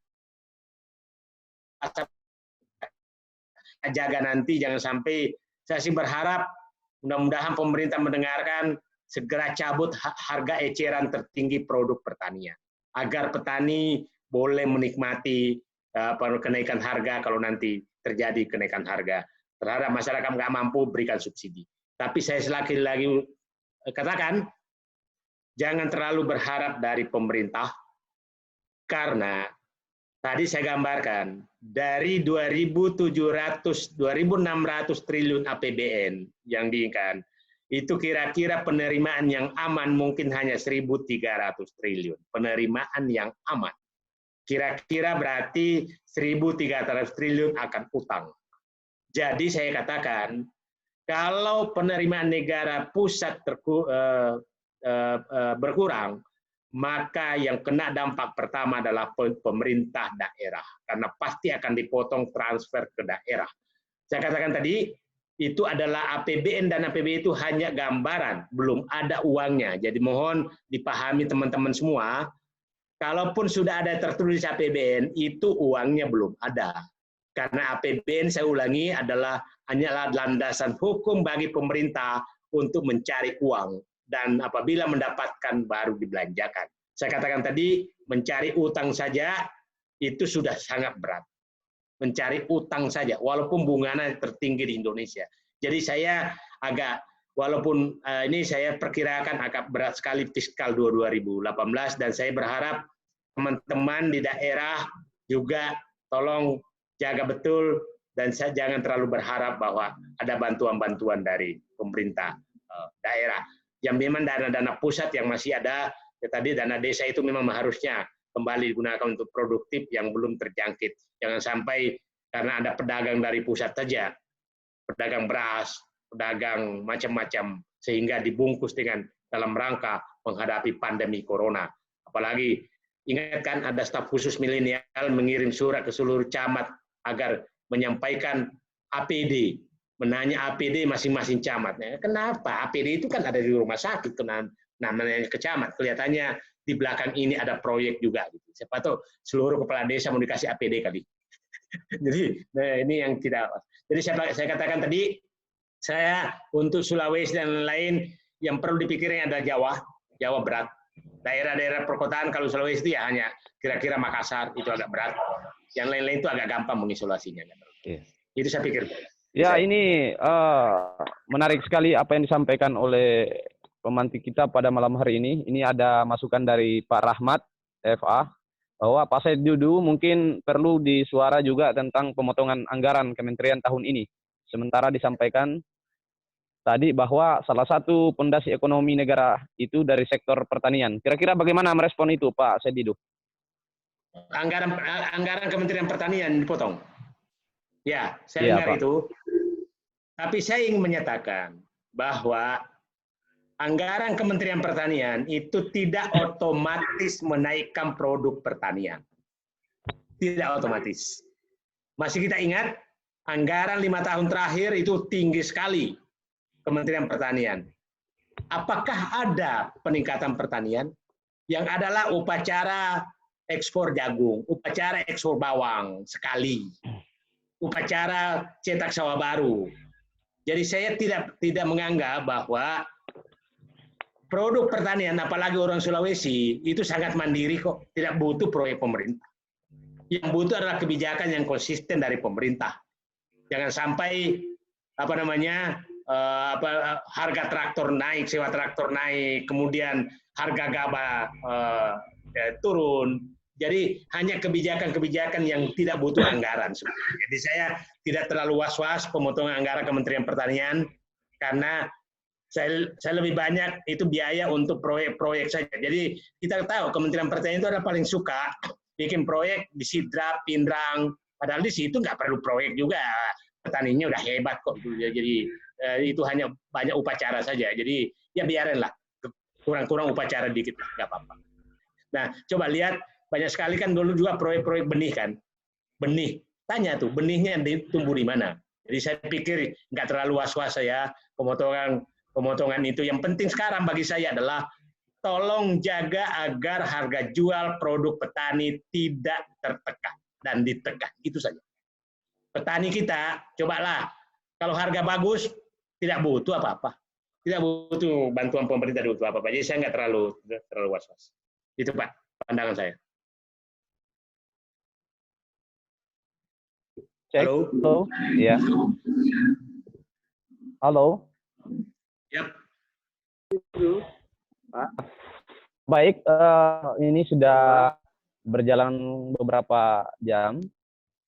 Adalah lagi satu pertanyaan yang masuk Pak Saididu sebelum akhiri ini saya bacakan Pak ya.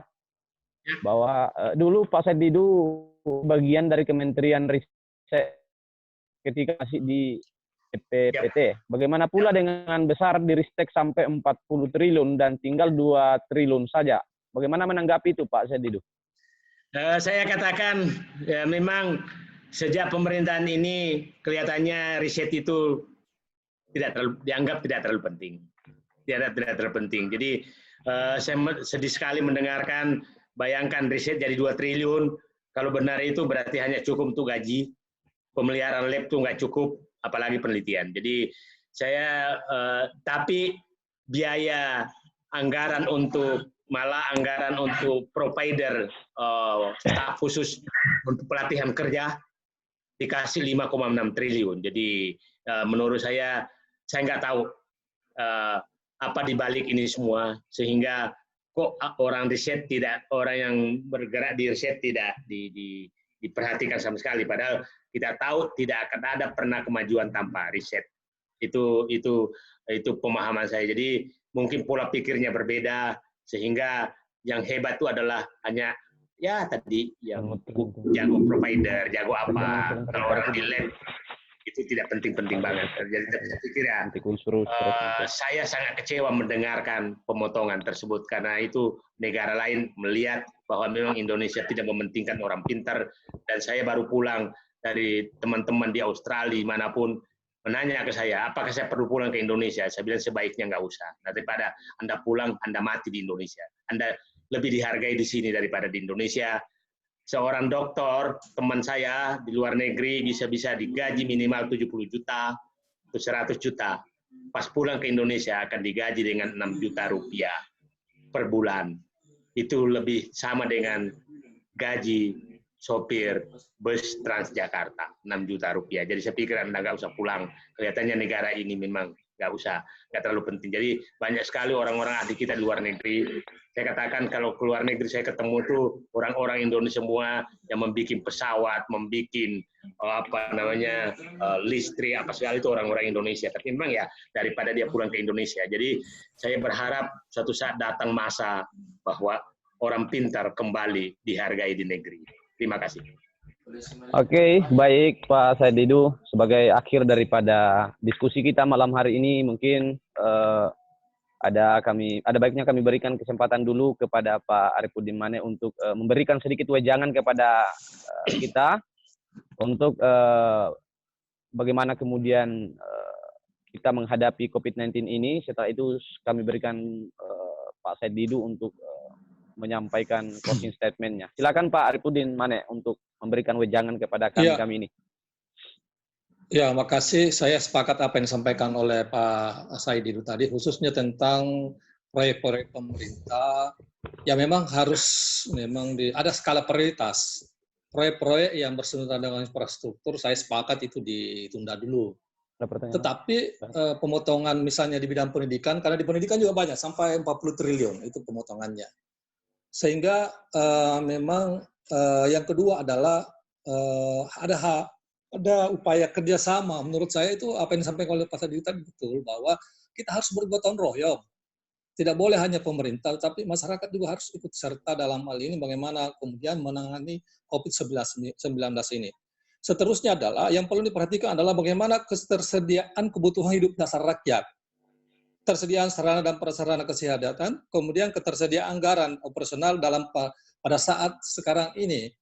Nah, jangan sampai kemudian itu tadi itu semua tidak dipersiapkan, sementara sudah seperti di Makassar sudah diberlakukan ini PSBB ini, sehingga dampaknya begitu luas, dampaknya terhadap masyarakat sangat luas, sehingga COVID-19 ini bisa kemudian berdampak kepada persoalan sosial lainnya, tidak hanya kepada persoalan ekonomi. Saya katakan tadi, ya bisa jadi bahkan sudah banyak yang tadi misalnya ada yang kelaparan, ada yang kemudian merampok lagi, ada yang mencuri lagi. Nah ini barangkali menurut saya yang perlu diperhatikan.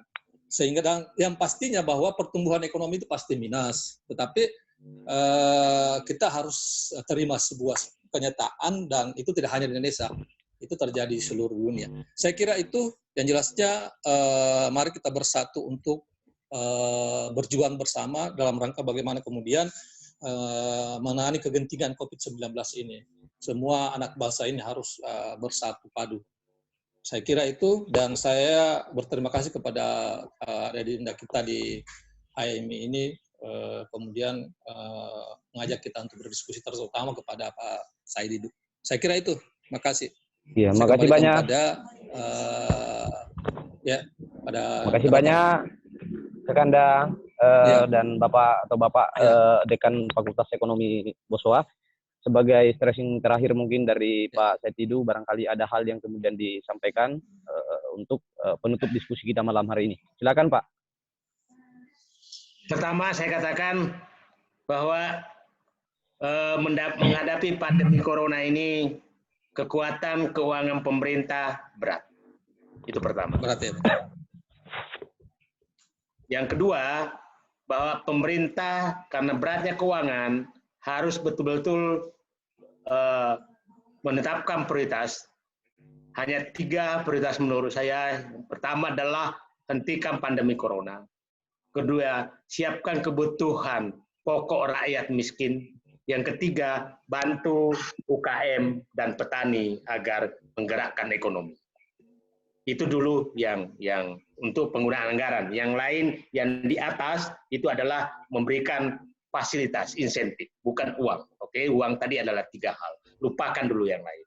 Nah, terhadap masyarakat saya katakan kita semua waspada. Kalau COVID ini menyebar, maka semua pihak tidak akan ada yang mampu mengendalikan. Pemerintah dan masyarakat tidak mampu mengendalikan. Jadi tolong jangan sampai COVID ini menyebar. Karena ini sangat berat dikendalikan. Jangan sampai kita lihat, saya pikir mendapatkan semua video tentang di Ekuador, itu orang meninggal, tidak ada lagi yang bisa menguburkan. Dan ini jangan dianggap enteng, saya ulangi lagi, ini benar-benar berat. Amerika yang negara yang dianggap disiplin, korban terbanyak. Jadi tidak ada negara yang menyatakan dirinya terbebas dari Uni Eropa seperti itu. Jadi hentikan tentang corona. Yang ketiga saya harapkan bahwa ekonomi itu akan menunjukkan struktur baru kembali dan tidak ada yang salah menurut saya. Maka saya sih orang Sulawesi saya masih yakin itu tidak akan terlalu kalau normal-normal saja tidak lagi terjadi wabah, ekonominya akan bangkit. Ketiga, bahwa jangan mengharap terlalu banyak kepada pemerintah, karena pemerintah sangat-sangat terbatas. Yang terakhir, saya berharap bahwa pemerintah juga ini jangan membuat kasta-kasta dalam rakyat. Ada masyarakat, kelompok masyarakat yang dekat kekuasaan dengan gampang membuat proyek untuk mendapatkan uang dari negara. Sementara masyarakat yang jauh dari kekuasaan menderita dan meninggal karena tidak bisa makan. Menurut saya, pemerintah harus sensitif dalam hal ini karena ketegangan sosial terlalu tinggi. Nah, jadi jangan ada orang yang petantang-petenteng kemana-mana, apalagi menerapkan jubir yang kerjanya hanya memarahi siapapun, sehingga rakyat akan sudah kapan tidak dapat makan, kemudian dimarahi pula oleh orang dalam kekuasaan. Saya perintah juga mengurangi kepada seluruh rakyat juga demikian, tolong jangan terlalu kepada seluruh masyarakat tingkat gotong royong bersama. Insya Allah itulah jalan keluar. Dan sekali lagi kepada anak-anak muda, selamat menjaga agar negara ini dikelola dengan baik dan Anda tidak dibebani utang yang sangat besar di kemudian hari, sehingga Anda tidak punya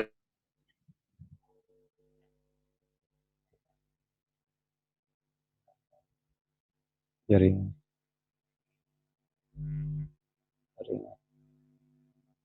Oke, saya pikir terima kasih. Iya. Makasih banyak Pak Said Didu sudah menyampaikan materinya malam ini. Dan alhamdulillah kita mampu menangkap beberapa poin yang kemudian disampaikan oleh Pak Said Didu malam ini sebagai tracingnya adalah di tengah COVID-19 ini mari kita sama-sama menguatkan bangsa dan negara kita, hentikan corona, siapkan kebutuhan rakyat miskin, dan penguatan UKM yang kemudian menjadi skala prioritas dalam analisis yang disampaikan Pak Said Didu beberapa jam ke depan. Untuk itu kami dari penyelenggara kegiatan diskusi online Himpunan Mahasiswa Islam Cabang Manakara, Peritas Law Firm Indonesia, dan Manakara Progresif, serta IMS.net. Ya, silakan Pak. Sebelum ini kita sudah sampaikan bahwa waktu yang ditetapkan sebelumnya Pak sudah ada di grup yang kami sampaikan. Jadi barangkali di lain waktu kita bisa komunikasi lagi dengan Pak Said Didu. Mohon maaf jika ada hal-hal yang kemudian membuat teman-teman atau peserta yang kemudian hadir di dalam diskusi ini. Semoga sehat selalu. Assalamualaikum warahmatullahi wabarakatuh. Waalaikumsalam warahmatullahi wabarakatuh. Saya juga mohon maaf apabila kata-kata saya yang kurang. Siap Pak, siap.